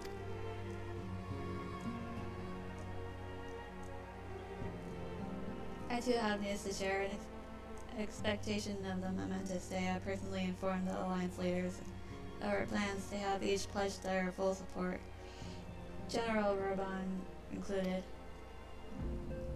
Moreover, I have decided that the time is right for us to cast off the vestiges of our order's veil of secrecy and announce ourselves to the world. Are you sure that is why I am to send it? If anything, it is mere formality. Our existence is quite possibly the worst kept secret in Eorzea. Let us affirm our identity, proclaim our achievements, that all may know what the Science of the Seventh Dawn stands for. While obvious risks apart, it would be nice to receive a little more recognition. And the people have a right to know who saved them. It is my hope that this gesture will encourage the people of Eorzea to place their trust in us. I would reveal to them the true extent of our power, yes, but in so doing I would show them that it is such a power accountable to no one and at once to all. And what of us, we who have failed primals and faced down the Empire, to you, my fellow Scions, I would say this: prepare for the challenges which lie ahead, for they will be great indeed.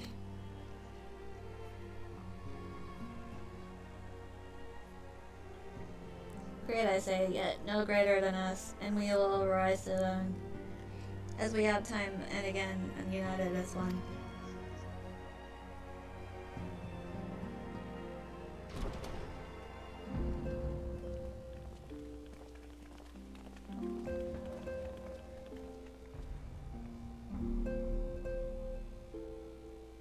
There must be some way I can... Wait, that area is said to be rich in minerals. Maybe I should ask Phil and to teach me the basics of mining too.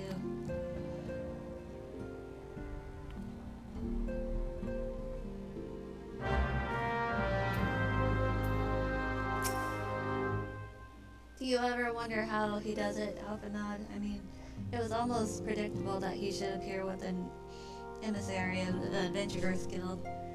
mere moments after I had expressed the need to forge ties between our organizations. Truly, his sense of timing rivals even your own. Setting such mysteries aside for the present, I have a task for you. I would like you to deliver these documents to Theos Lord. They concern our forthcoming move. Do take care on the road and represent us well, Starlight.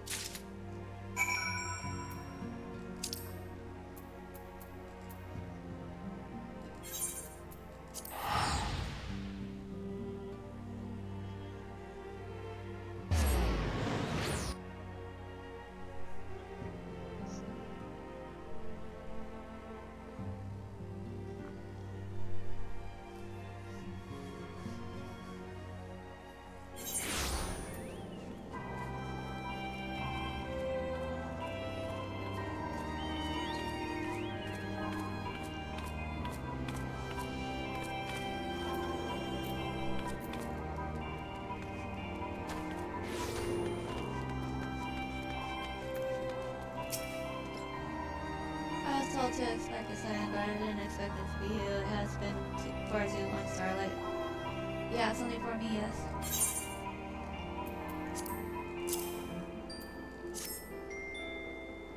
Let's see now. Yes, everything appears to be in order.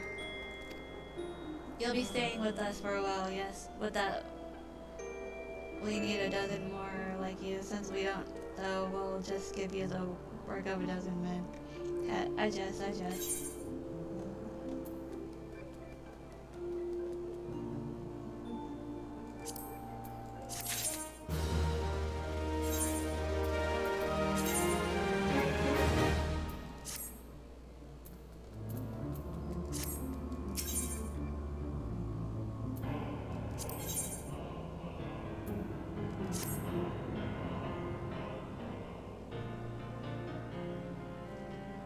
Back to the work of a dozen men, I see, but I just. Even I can appreciate that an important woman such as yourself has little time for menial tasks. But since you're here, mayhap you'd be keen on having a look around the Scion's new home. See that impressive structure over there? That's the place.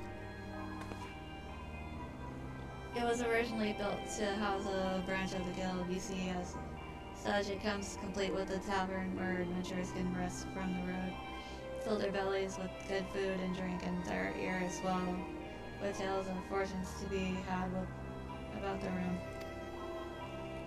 It may get a bit raucous at times, but I imagine it'll be as good a place as any to recruit capable men and women to your cause. Come with me, I'll show you around. Is that you, Starlight? I'm quite sorry to interrupt, but I have most urgent news. We received grim tidings from Gurudania, and it would appear your aid is required at once. I must ask you to report back to the Waking Stance with all due haste. Is everything quite alright, friend?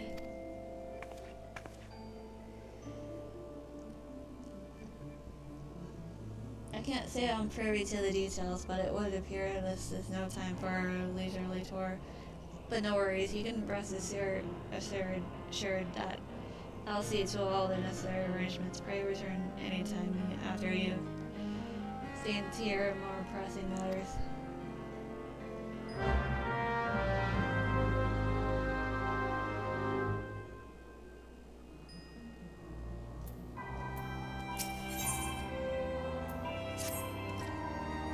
Greetings, Starlight. You've come at just the right time. A visitor is waiting for you in the workshop, a friend of the scenes. Realizing your preoccupation with other matters of import, I suggested she wait at the 7th heaven till your arrival, but she refuses to leave. I fear you have a very brash client on your hands.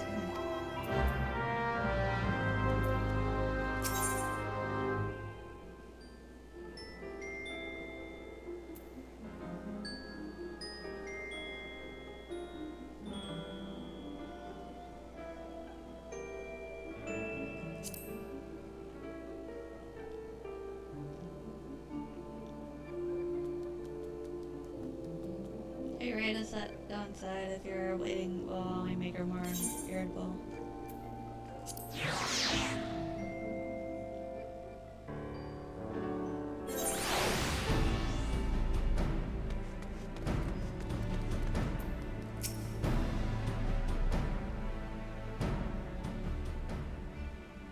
So you're Miss Hill. It took you long enough. The name's Jesse, Deputy President of Garland Ironworks.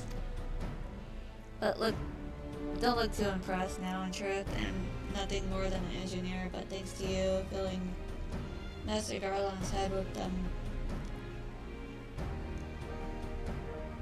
darn full ideas of heroism and saving the realm, there is no one else around to fill his golden breeches. We've been busting our collective arses on these orders from Highland Skyways and are still only scraping by. The real problem is whether, with Master Garland gone, productivity is dropped like the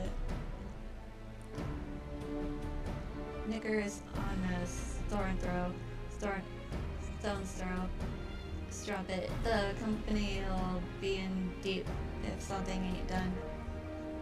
And that's why I'm here. Sure, our machinists have made their fair share of chronometers and plasma lamps, but we need something grand, something that'll have clients on their knees literally begging us to take all their sparkling gil. I want you to show me the Magitech armor you borrowed from our friend, the Guardians. Yes, I know all about your little foray into the Praetorian.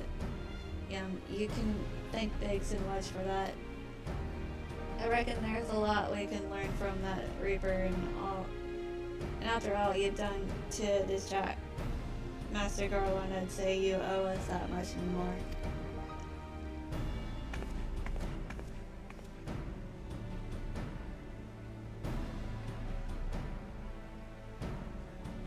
This is amazing. Do you even know what you have done here? Listen to that cerulean engine. I've never heard anything so sweet. And the servo mechanism should be, wait, give me a manor core? Why didn't I think of that? They're so easy to come by. Mass production would be easy as stealing candy from a baby or cores from a man. But what in the seven bloody hells have you done to the cannon's core conversion modulator? Burnt it out firing victory rounds out there slaying some family of rabid squirrels, no doubt? It's a wonder the whole suit isn't a steaming pile of molten slag. Such a waste. What in the builder's name are you looking at? You need something to fix your prying eyes on. Try the wall. Any road. I can't bear to see such a fine piece of work in such sorry state. I'll patch her up as best I can, but you'll need to gather the parts needed for the job. Think of it as one of them adventures you seem so keen on. I make number 49 Magitech converter and I make number 50 Magitech oscillator should do the trick. Oh, and a Magitech cannon barrel maker. Number 51, I can't guarantee she'll be good as new, but at the very least she'll be in better shape than she's in now. Which still ain't saying much. I love New Starlight. I ain't done with you yet. That is, unless you know whereabouts one might stumble across a spare converter, oscillator, and cannon barrel. No, didn't think so. So here's a hint. It rhymes with Castrum Century. You see, Garlean-made technology is what we're after, and I can't think of a better place to find some. Off with you now.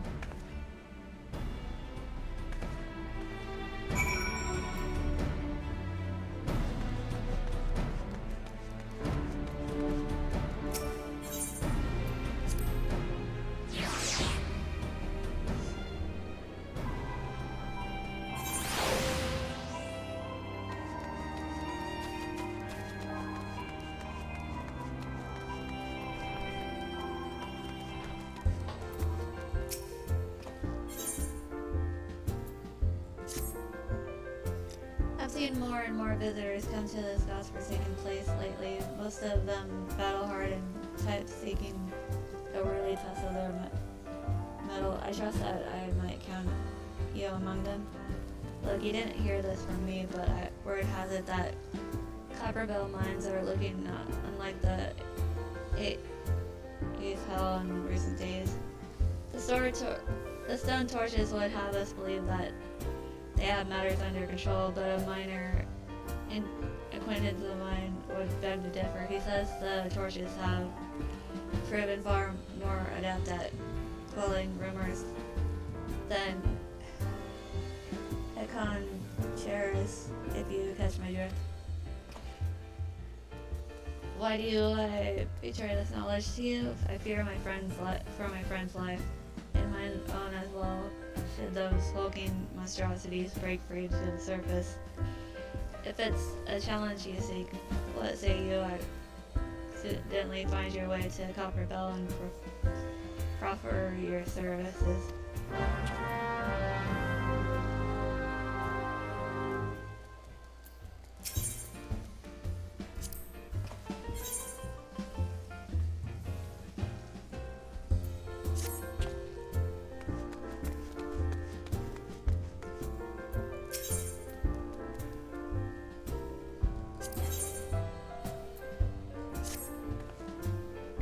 Reputation precedes you, Starlight. In fact, it's for that reason that I'd like to introduce you to someone.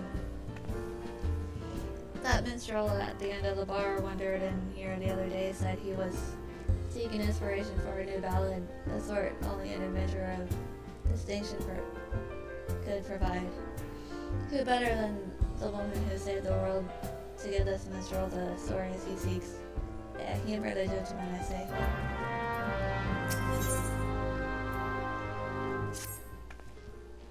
Oh, well, isn't Starlight just the adventurer I was hoping to see? You know the blacksmith, Ignolf? He's quite an accomplished craftsman. In fact, anyone who has had dealings with Rowena is sure to have come across his creation. It's always been a pleasure to have him as a regular here at the Seventh Heaven, but he's been quite irritable of late and practically drowning in his cups. Besides, I fear his recent work, or perhaps lack thereof, may have something to do with it.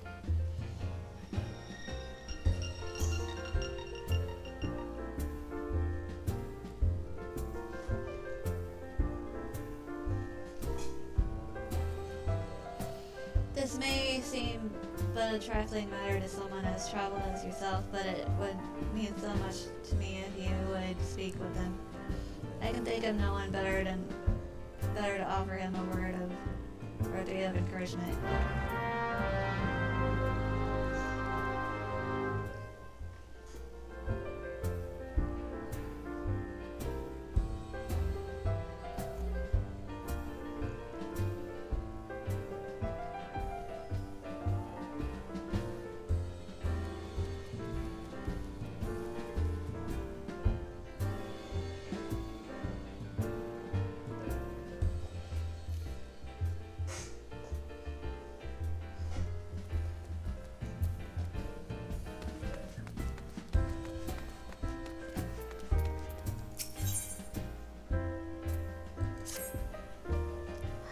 Forgive me, friend, a most chilling encounter has my nerves on edge. I was traveling through the shroud when a man accosted me out of nowhere. His eyes starting wildly in fear, he spoke of a haunted mansion from which the torture screams of young maidens can be heard day and night. Hawkett Manor, was it? Ah, Hawkett Manor, yes, that's it.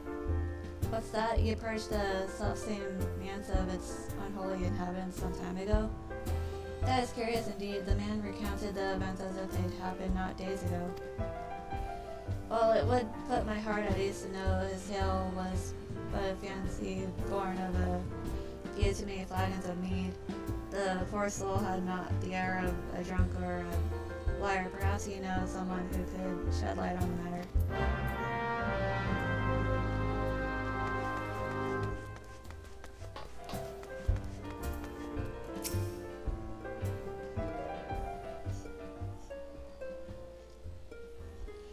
Dawn may banish even the darkest night, yet even shall primal desires burn. Two swords shall vie to lead and low. a blade born of light and blade forged of might. Alas, man may entrust his fate unto but one. Lest you wonder, there are the words of Archon Louis Soy. While not written as poetry, I find poetry within them nonetheless. Years ago, when I arrived in this land, I was beset with peril day and night, forced to endure countless trials which tested my mind, my body, and my faith. And I am not ashamed to admit that I would have faltered, but it not been for the help of a handful of nameless adventurers, honest men and women who proffered the hand of friendship to a weary soul and led him safe from the darkness. When I look upon you, I am reminded of them. I can tell that you are well traveled and possessed of both constancy and character. You are a woman of the adventuring profession, yes. I seek a valiant hero whose deeds might serve as inspiration. I have reason to believe I have found her. After all, was it not you who faced Gaius Sven Belisar and the elegant weapon? You must tell me everything, that happened, nary a single detail, I beg of you.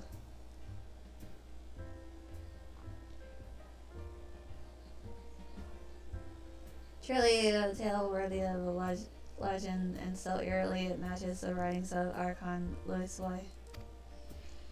Two swords shall vie to lay them low, a blade born of light and blade forged of might. Alas, man may entrust his fate unto but one.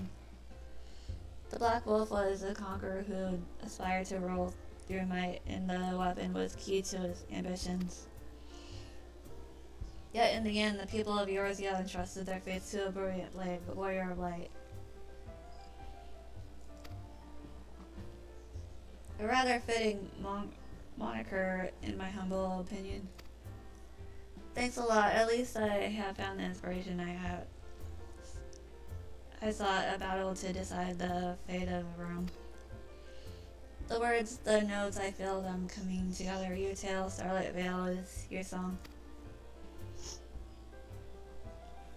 From ere long forgotten, the blade of midnight drawn from a distant land uncharted, a warrior who bears the dawn.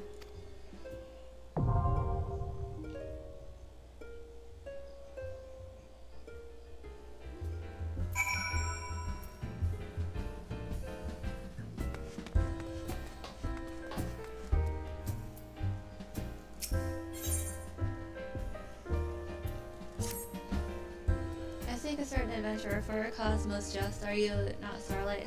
I thought you had the right aspect. 'Twas you who played the thief in the night at the stone vigil. The dragon's guard keep their jealousy. It said, yet you slipped unseen into the cloudy fortress. 'Twill not be their keep for much longer, however. The forces of Ishgard amassed by the sea of clouds. Now this is for yours only, but the blockade is but a prelude to an attack. Lord Drolamont commands the siege, and he would have your counsel. I am but one of many who seek you at his behest. You must be a woman of rare quality. The proud knights of Dare are not accustomed to taking, let alone seeking, outside help. Ishgard is the cradle air I breathe, and I yearn to see the stone vigil reclaimed from the Gervanian horde. Will you not go to White Room Front and Lord Drolamont and aid Lord Drolamont?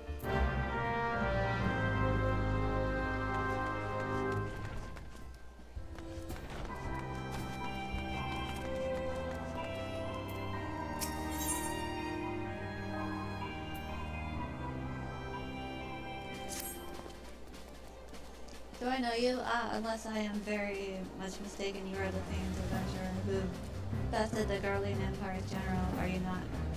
The great Starlight Vale herself amassing amazing and more than a little serendipitous. One might even call it fate, but I recently received word of a truly unique opportunity. You see, an opportunity the like of which none but one of your proven worth could take advantage. The reward, not less than a accumulated knowledge of a fallen civilization. The risk a single misstep could cost you your life, but what is a little danger to a storied hero such as you? A woman with absolute confidence in her own abilities stand to profit handsomely from this venture. No, I crave no recompense for my part in bringing this opportunity to your attention. The historic discoveries you shall make will be reward enough, I assure you. If my words have fanned the flames of your curiosity, then I bid you seek a man by the name of Rambrose at St. Cloynot's Fine. It is he who stands at the doorway to untold marvels, waiting the arrival of a champion bold enough to march across the threshold.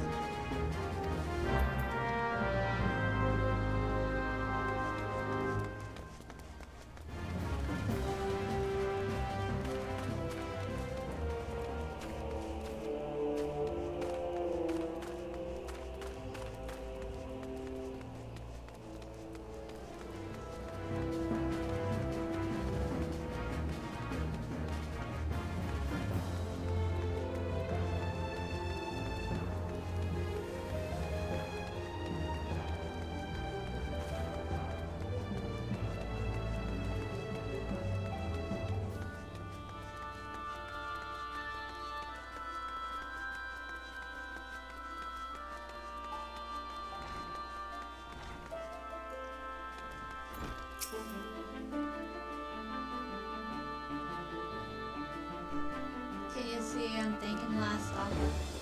Yeah. Alyssa, yeah, did she? And I suppose she just happened to mention me contract with Rowena. I thought she'd be satisfied with the vintage gear. There was a time that practically flew off the shelves, bringing in adventures with gemstones by the bucket, but now damn divas are fickle a lot, and apparently none of y'all be caught dead and be stuff no more. Now I've got Rowena jumping down my throat, clamoring for a summit the rum ain't here to foreseen.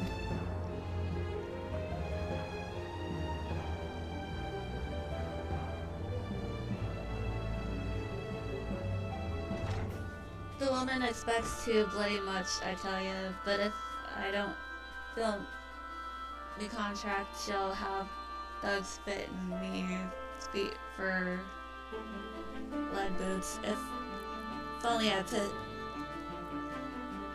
this out bright idea is drawn like I did Yale. Hold your horse birds. I know you from somewhere. You're one of them. Venture is what started the bloody relic armor movement way back when, ain't ya? As I live and breathe. Tried as I might, and only else did I try. I wasn't quite able to recreate them masterworks. There was a summit about certain quality, even the great enough weren't going to match. I suppose one never surely can rival the classics, Alice, yes, like, true, that's why you sent this one. You wanted her to remind me of the old days when Armorcraft was about the armor and not else. Somewhere along the way, I reckon I got caught up in the hurly-burly and lost me way. You know, I reckon it's high time I got back to basics. Focus more on who'll be wearing the gear than the pretty tall tale on Datnico selling me the parts might speed than I can come up with somewhat will satisfy a little rolling out tears less. So it's kind of easy to stop by. And while you're here, how about I fix up your own set of relic gear? Mine assistant Glenn here can augment each and every piece. Of course, that assuming you can bring him the proper parts. I ain't running a charity. Don't go forgetting your dear mother.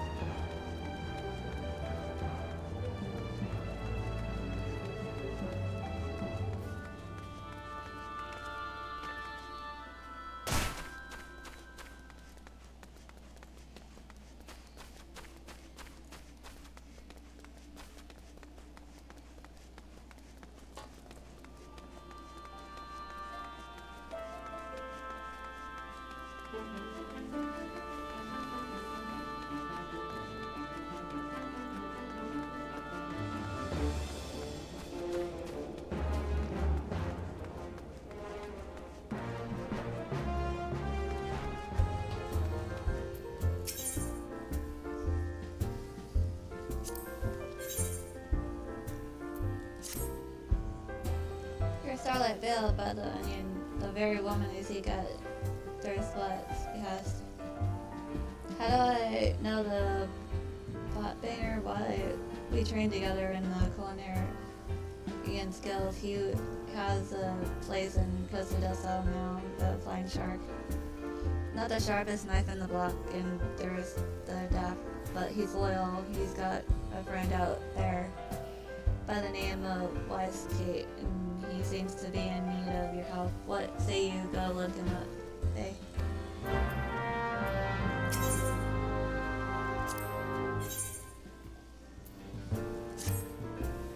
Your Starlight Veil by the Onion, I was hoping that you'd come by.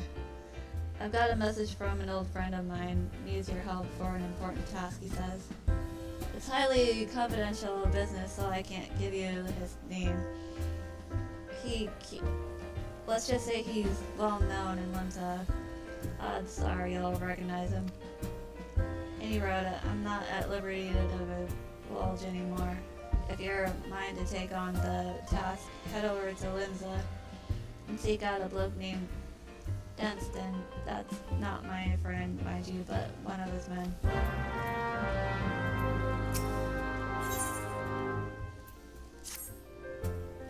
By the Onion, your Starlight, you couldn't have come at a better time.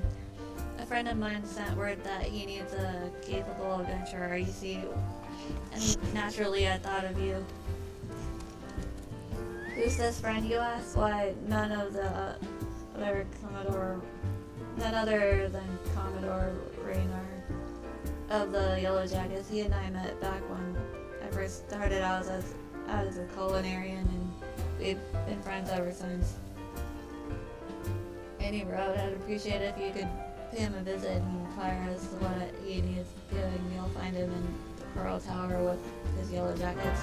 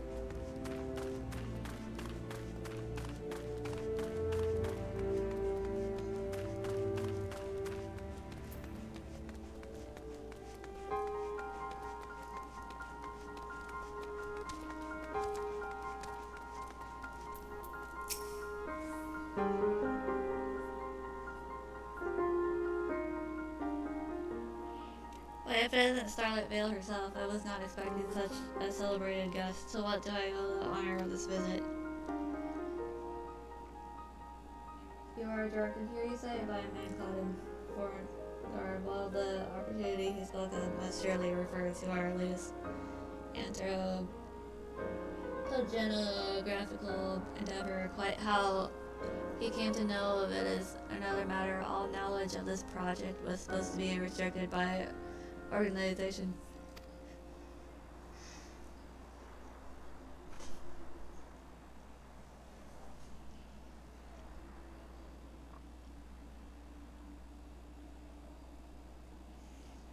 But that is something for me to ponder in private. You are here now, and your services will, I am certain, prove invaluable. I must warn you, however, that the venture we have in mind is no simple excavation. An unprepared and cautious adventurer could very well find herself on unplanned and unpleasant journey to Thao's solemn halls. Knowing this, do you still wish to lend us your cooperation? I rather thought you would say that. Your courage is scarcely a secret. Now the first... Starlight, I thought it was you. What brings you to St. Coinox?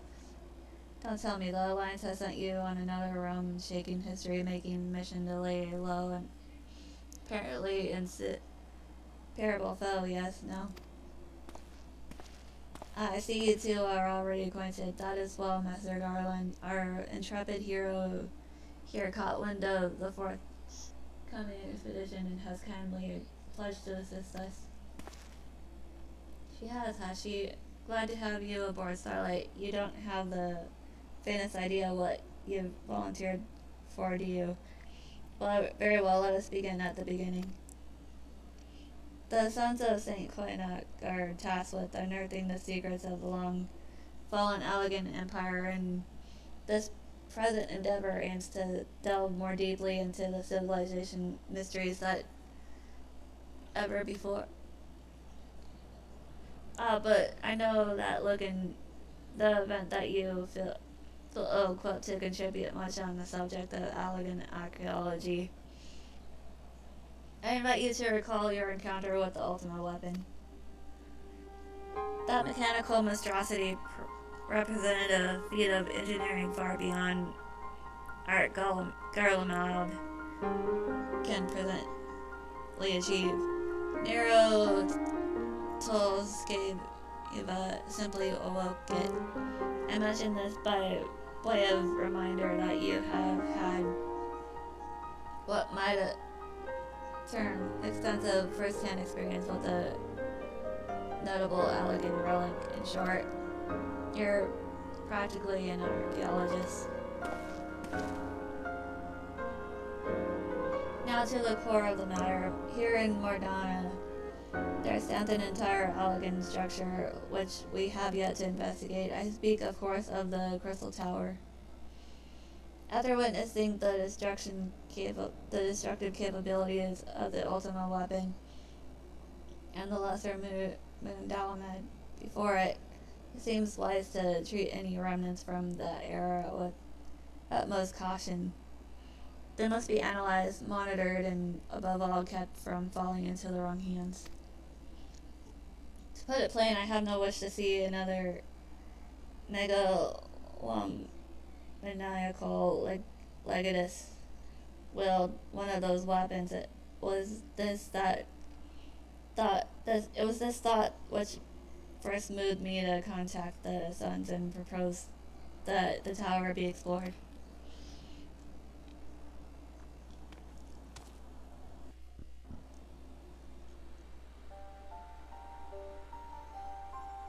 For several millennia, the Crystal Tower remained hidden, buried deep underground, but like so many other things that were better left undisturbed, the structure was freed from its storied prison by the great upheaval which accompanied the coming of the Seventh Umbral Era. It now stands revealed in all its splendor, a gleaming spear of crystal pointed at the bosom of the heavens.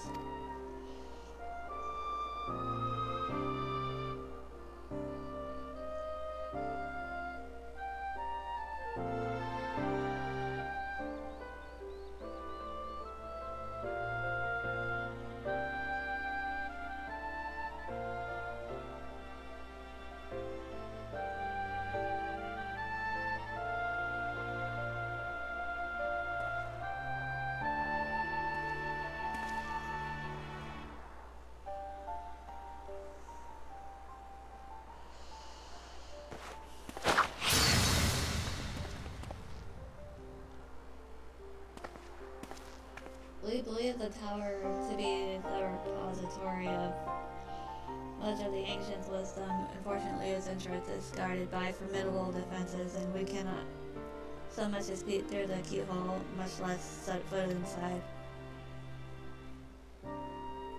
These defenses take the form of statues carved into the likeness of giant swordsmen. The 8 sentinels, as the Sons are wont to call them, is the first barrier we must overcome.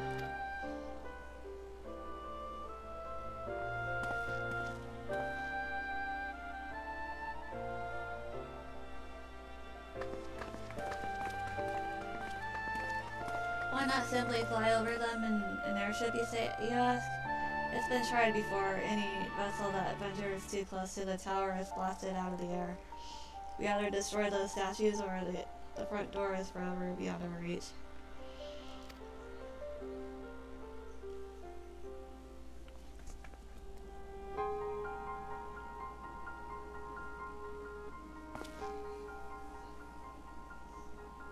My colleagues and I are ill-suited to negotiating such deadly hazards. Thus, if we are to gain access to the tower's secrets, we must needs employ the services of an experienced adventurer.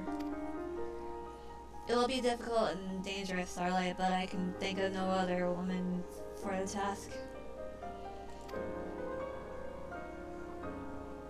If I don't know better, I'd say you had a taste for these deadly escapades. I look forward to working with you again. There is much and more to be done before we can begin the expedition proper. Take some time to prepare yourself, and I shall explain the challenges that lie ahead.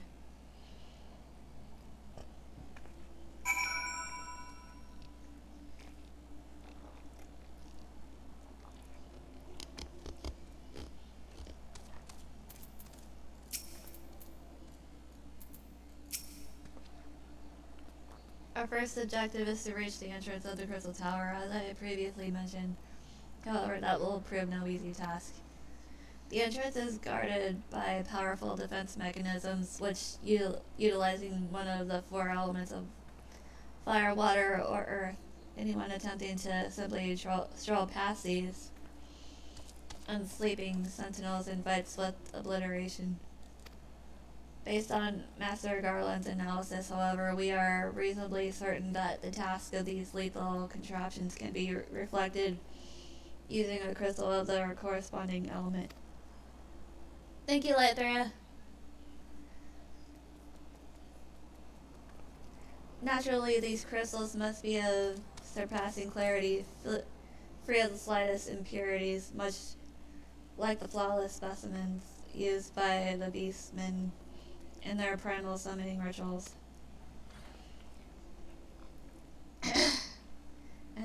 Mayhap I should have said exactly like the specimens they use. Were there any other way, we would not ask this of you, but we need someone to enter the Beast Tribe stronghold and liberate their perfect crystals. For the moment, I would have you focus on obtaining 2 of the 4 crystals we require. Pray make for Lunacia, where both the Sapsa spawning grounds and Ugamara mines are located. You may be certain that the materials used in the Beastman's sacred rituals will be defended, whether you choose to venture there alone or with companions. I shall leave to your discretion. But whatever you do, please be careful.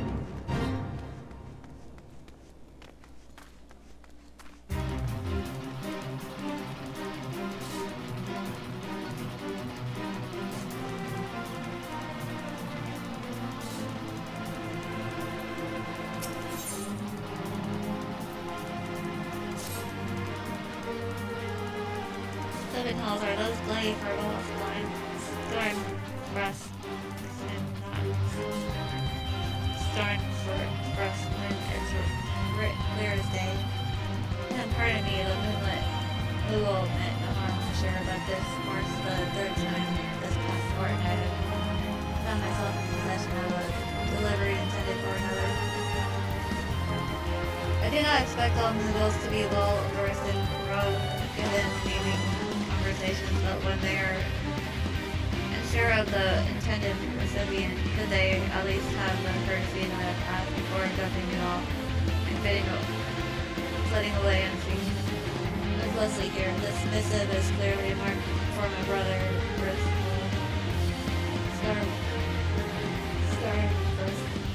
He makes his own moves and serves on guard duty at the often more often than not. I have a mind to send this letter right back where it came from, but my confidence in those Murballs. Whereas then I put my trust in them and I not be surprised to see the letter end up in Andrew. He'll hear himself. Perhaps you could deliver this letter to Rislow the next time you travel. Take to Linda and tell him that Poe's sister would never think of reading his mail. She thinks he could do much better for himself than some battered tavern village.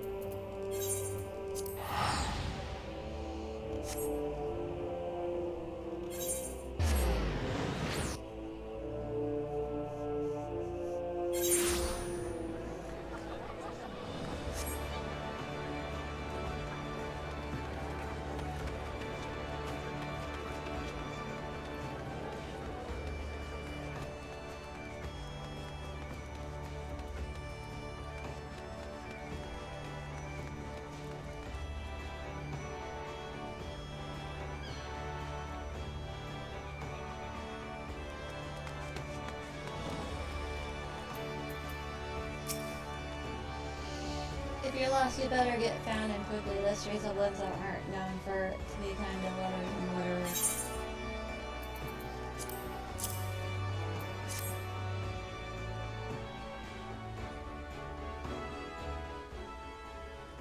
The letter from you delivered to my sister of all people. Well, isn't that just bloody brilliant? Perhaps next time those bloody furballs could just forward all of my personal correspondence to the Myro Ralph. I dare say the consequences would be less dire. 100, 1,000, no, 100,000 apologies, my good sir. I am most profoundly sorry for the terrible inconvenience I have caused. You may rest assured that the offending Mughal has been flogged several times, which a large harbor carrying as due punishment for his negligence. Capo, oh, well, you may, yeah, my word, we deliver Mughals shall redouble even our efforts to ensure that no precious parcel or missive ever again goes astray. Behold, for I shall now perform for you the Mughal dance of illimitable integrity. Settle your wings, my Mughal friend. I don't believe that will be necessary. And by that I mean, for the love of gods, just don't. Wait a bleeding moment. Am I to believe I'm talking to a Mughal in the flesh? Well, if this isn't a rare occasion, har. And let me land take me if you aren't a cute little bugger. Just moments ago, I'd have a mind to wring the incompetent courier's neck, but I'm not so petty a man as to vent my frustration telling him defenseless ball of fur. Besides, how can I hold it against you? What with the population of the realm burgeoning of late? I'd be lying if I said myself didn't have the trouble keeping names and faces straight. Any road, what's her face here was kind enough to deliver my letter, and I have your word that no more mistakes will be made as far as I'm concerned. That is all water under the bridge.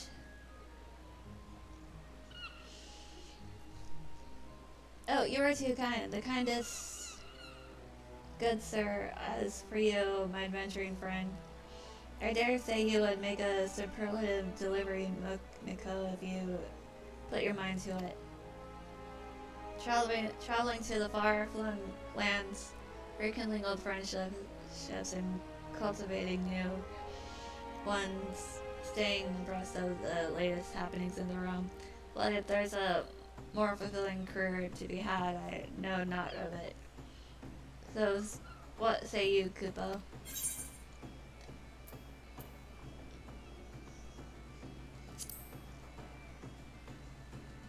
Now that's the spirit and recognition of your efforts on behalf of our friend Rizplo. I hereby waive the stringent screening and examination typically administered to those who would join our ranks. Welcome aboard. I am the deputy post Mughal in charge of tutelage and training. In other words, your superior. As such, you will address me with due respect and follow each and every one of my instructions to the letter. No pun intended, are we understood, Kupo? Of course, we are. Now allow me to explain your duties. When you see me floating about in the vicinity of where we now stand, you may take this as a sign I have one or more letters that I cannot be bothered, or I have deemed suitable for your training. Approach me and declare your readiness for the task, and I will entrust you one of said letters to you, along with directions for its delivery, and so your journey begins, Kupo.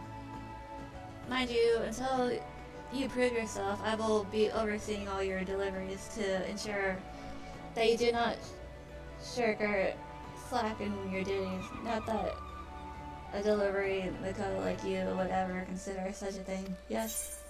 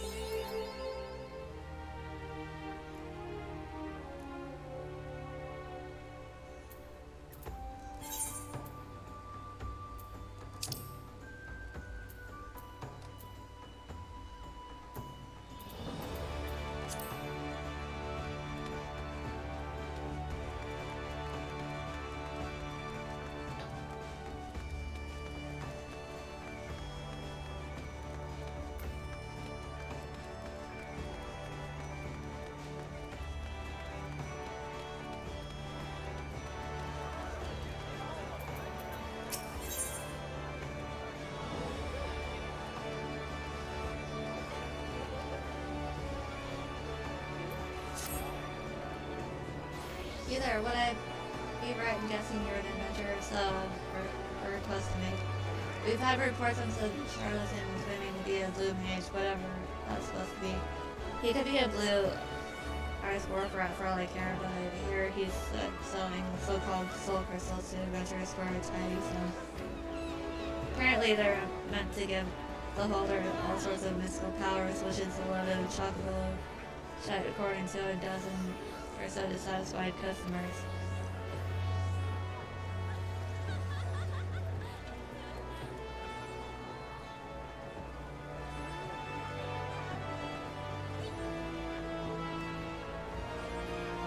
You see, spells and whatnot are not really my field of expertise, which is why I want you to help me investigate. I need you to tell me whether these crystals are a genuine article. If they turn out to be fakes, I'll arrest him on charges of fraud, and you will receive fair payment for your assistance. And if they, by some miracle, end up doing that he claims, you might be able to pick up a new parlor trick or two. So are you in? Very good. We've received word he is viewing passerby near Summerford Farm. So I'll meet you there.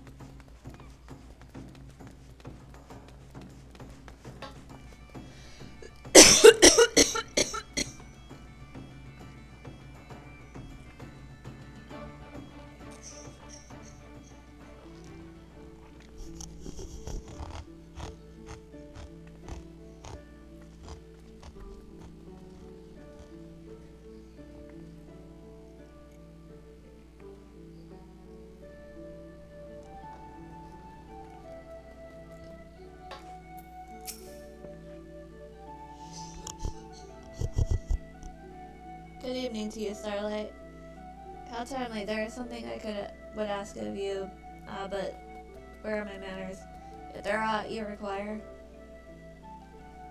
Here at Blow's Zilling's behest, you say, huh? That he should send you all people as a stroke of good fortune indeed. Permit me to apprise you of the situation. You will doubtless recall the driving serpent reavers out as Astasha. Well, despite our best efforts to keep the place secure, I regret to inform you that it has been occupied by pirates. Pirates, I say it, though eyewitnesses claim that they seemed more akin to fiends from briny depths. To be frank, we are not wholly certain what it is we are dealing with. I dispatched a party of adventurers to identify and eliminate the threat, but it would seem their courage failed them. But they were not you, my friend. You will fare better against whatever awaits within Sistasha. Of that I have no doubt. If you would be willing to assist us, pray report to mage who stands guard by the entrance to the caverns.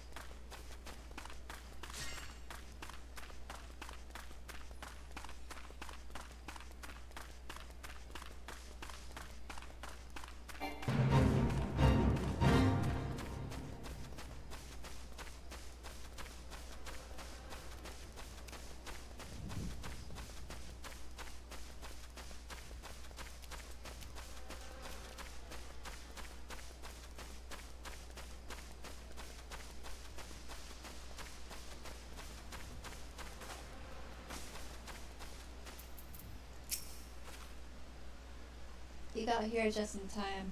Looks like he was about to make his pitch.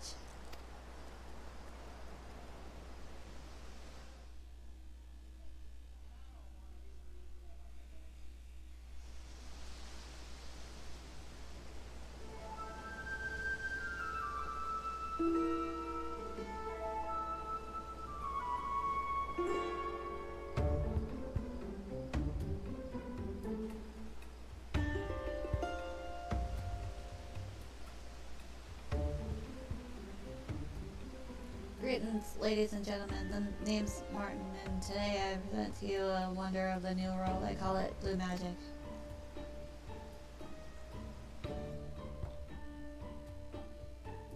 Beyond the indigo deep live the Wallachly, who have their own unique brand of spellcasting. Like black and white magic, it draws on aether from our surroundings, but that's where the similarities end, my friends. I'm sure you've all seen wild creatures lashing out with fire, ice, and what have you. It's form of self-defense, see, but it's still magic. The Walla discovered how to harness Aether in the same way and wield the forces of nature.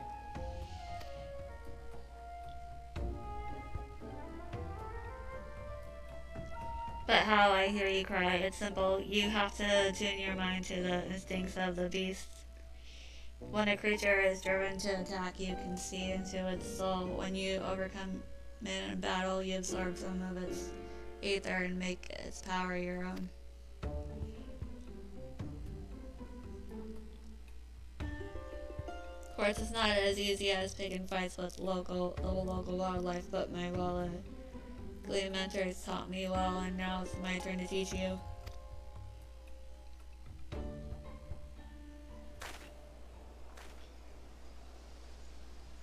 Behold the power of blue magic.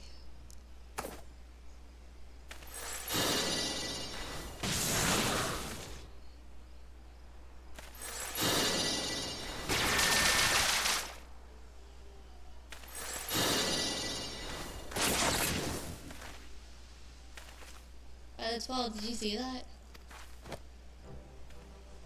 I thought you'd be impressed. Now, before anyone asks why it's called blue magic, let me tell you, for the Walla, this color holds special meaning, sacred even, and seeing as this ain't white or black magic, it seems like the perfect fit. I suppose you're all wondering what you need to become a blue mage like me. Well, for starters, you'll be wanting one of these, a soul crystal, and don't forget a specially designed outfit to help you look the part. I'll even throw in some of these spell books personally penned by yours truly, containing everything you need to know about learning blue magic. I've got enough for all of you, but you'd better snap them up before it's too late.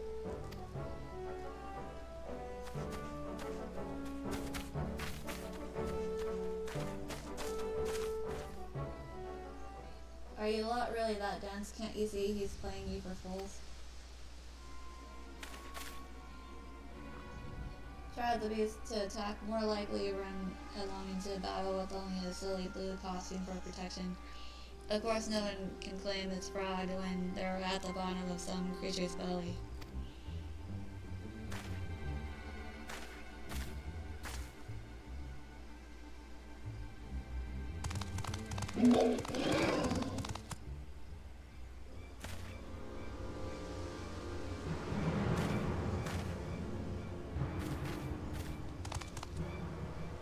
We feast on your flesh, smoothskins. Your gods cannot save you now.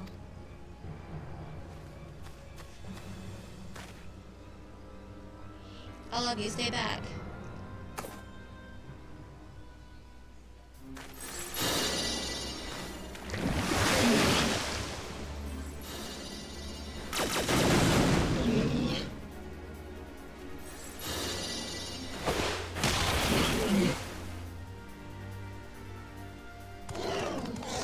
No more, please spare us.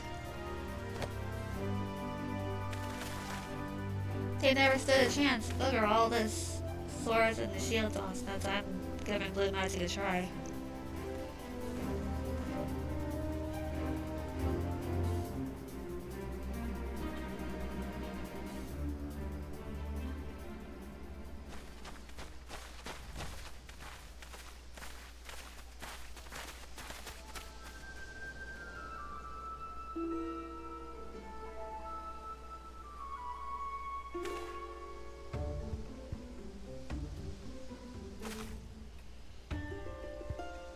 There's definitely something fishy going on here, and the arrival of those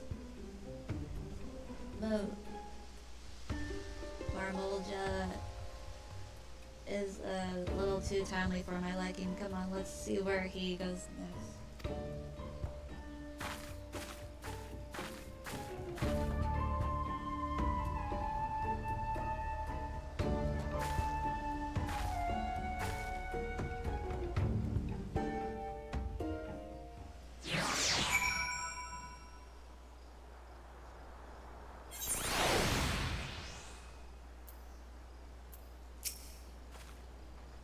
Looks like he's heading to the Moravi dry docks. Follow me.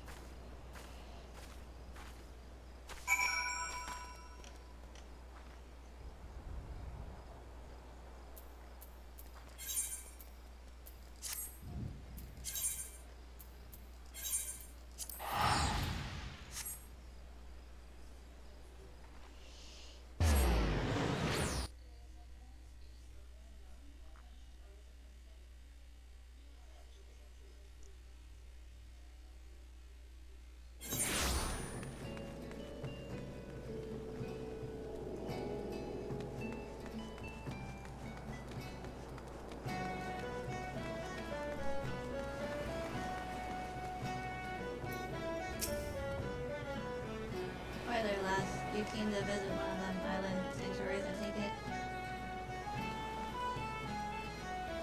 Better meet you're unaware of the fuss going on about this whole affair.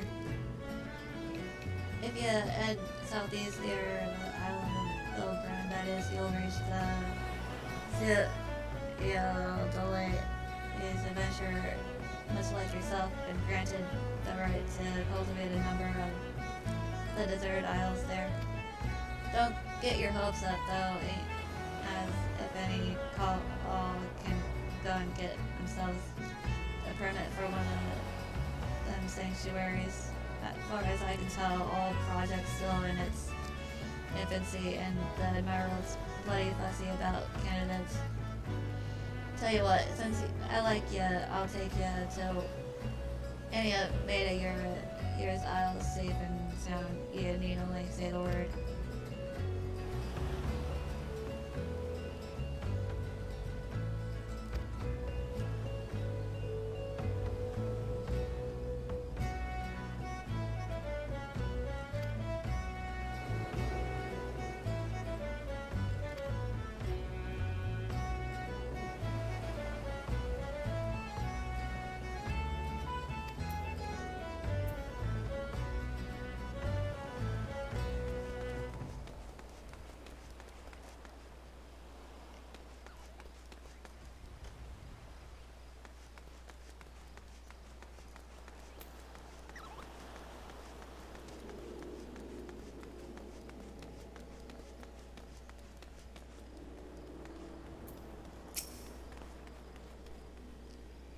According to one of the guards, this Martin character has been skulking around the docks over the last few days.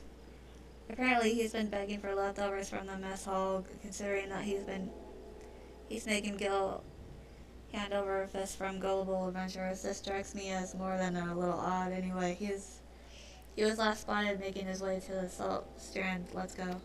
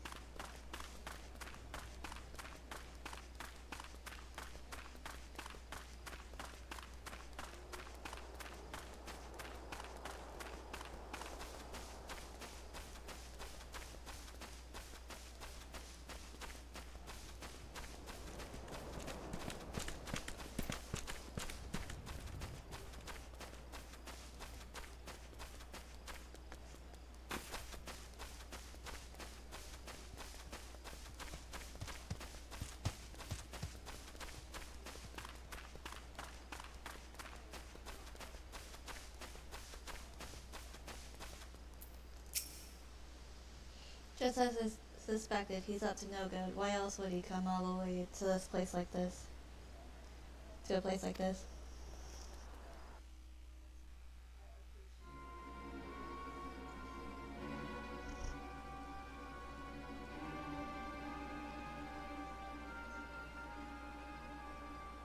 Martin, you say you be less violent this time, but that was very violent indeed.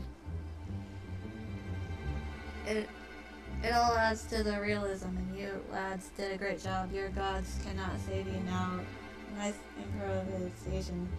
That one, look, damn near shot himself. I think we've seen enough.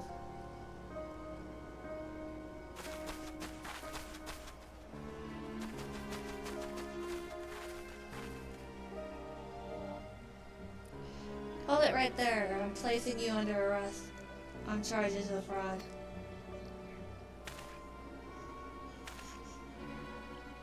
Fraud? This is all a big misunderstanding.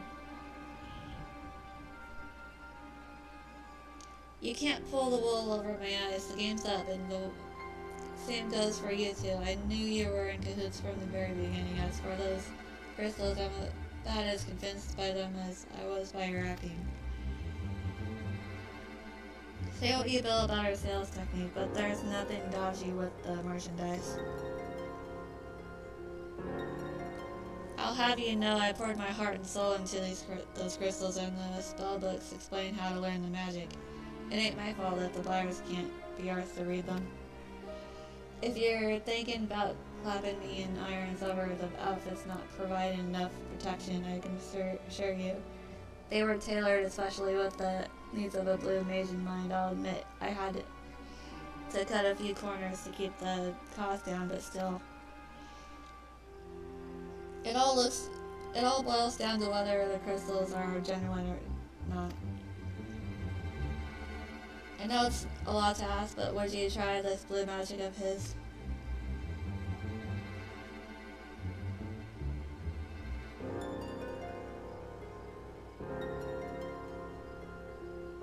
Come on, miss, don't be shy. Once you've learned your first spell, you know I ain't pulling your leg. I'll even let you borrow one of the outfits.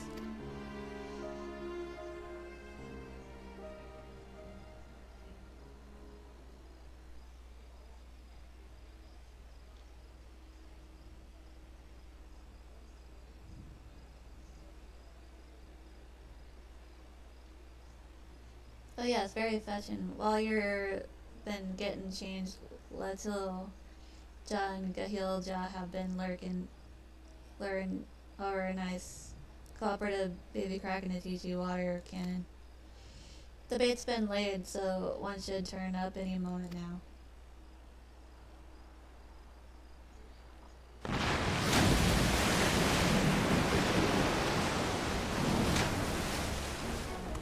Run away, run away. That's a bit on the big side, lads.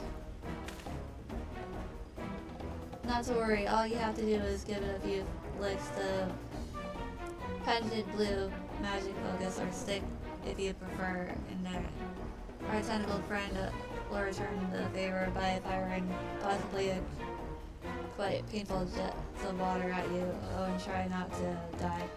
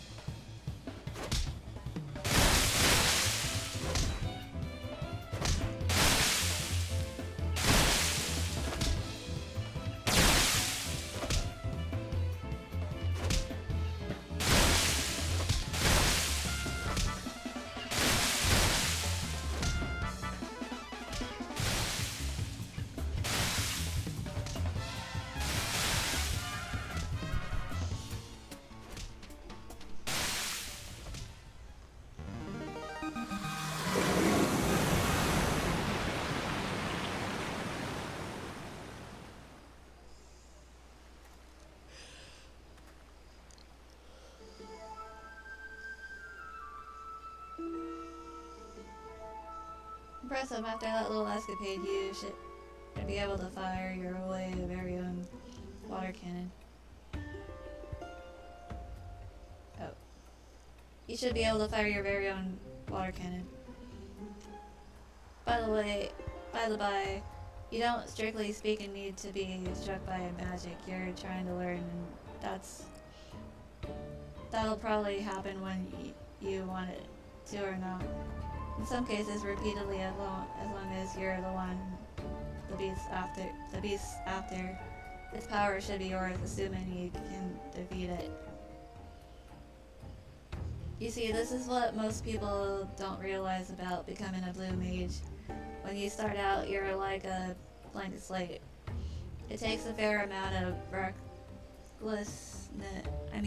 bravery to stare these creatures down and look into their souls. It's a shame that not all of my customers have your determination, but that's hardly grounds for calling me a fraud. You don't think he's telling the truth, do you?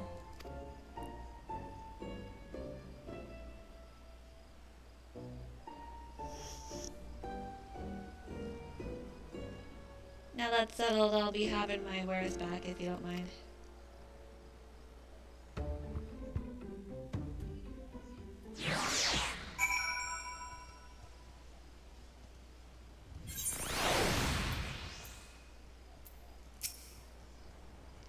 What's that? You still don't believe me? To be honest, I don't know what more I can do. Tell you what, why don't I give you a soul crystal outfit and spellbook for free? That way, as a fully fledged blue mage, you can act as living proof of my innocence. Sound fair to you?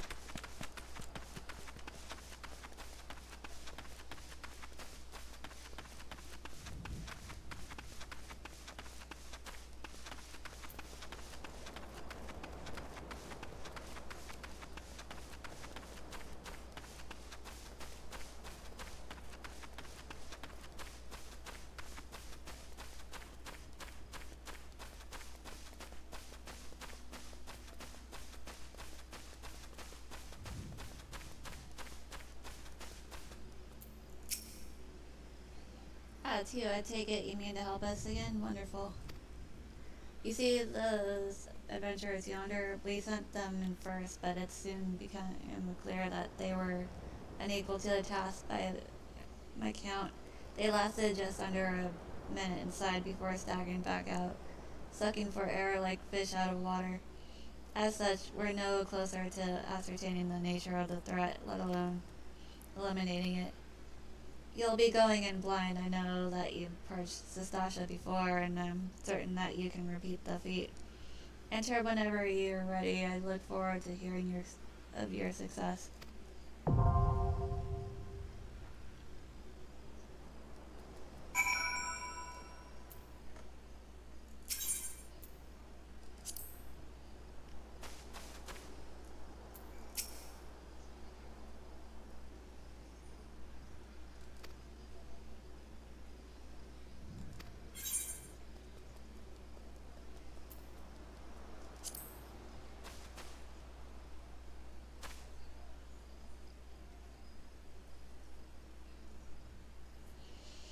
gonna go ahead and end the stream here.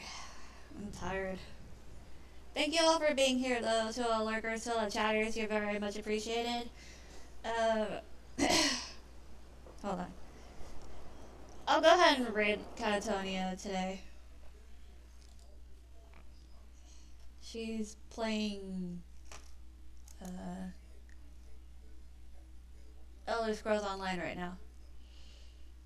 If you play Elder Scrolls Online, she'll help you with dungeons and stuff. If you ever need like stuff from dungeons, like armor, stuff for your sticker book. She's very helpful when it comes to that.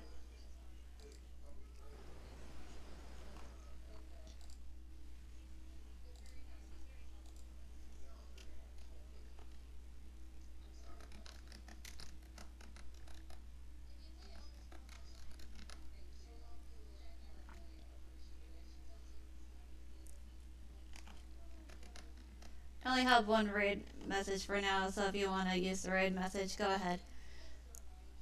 I'll try to be live at 2 p.m. EST, or I might go live sooner, like at 12 EST. But for now, thank you. I hope you all have an amazing week. And it has been a good start of your week. I'll see you tomorrow. Bye-bye.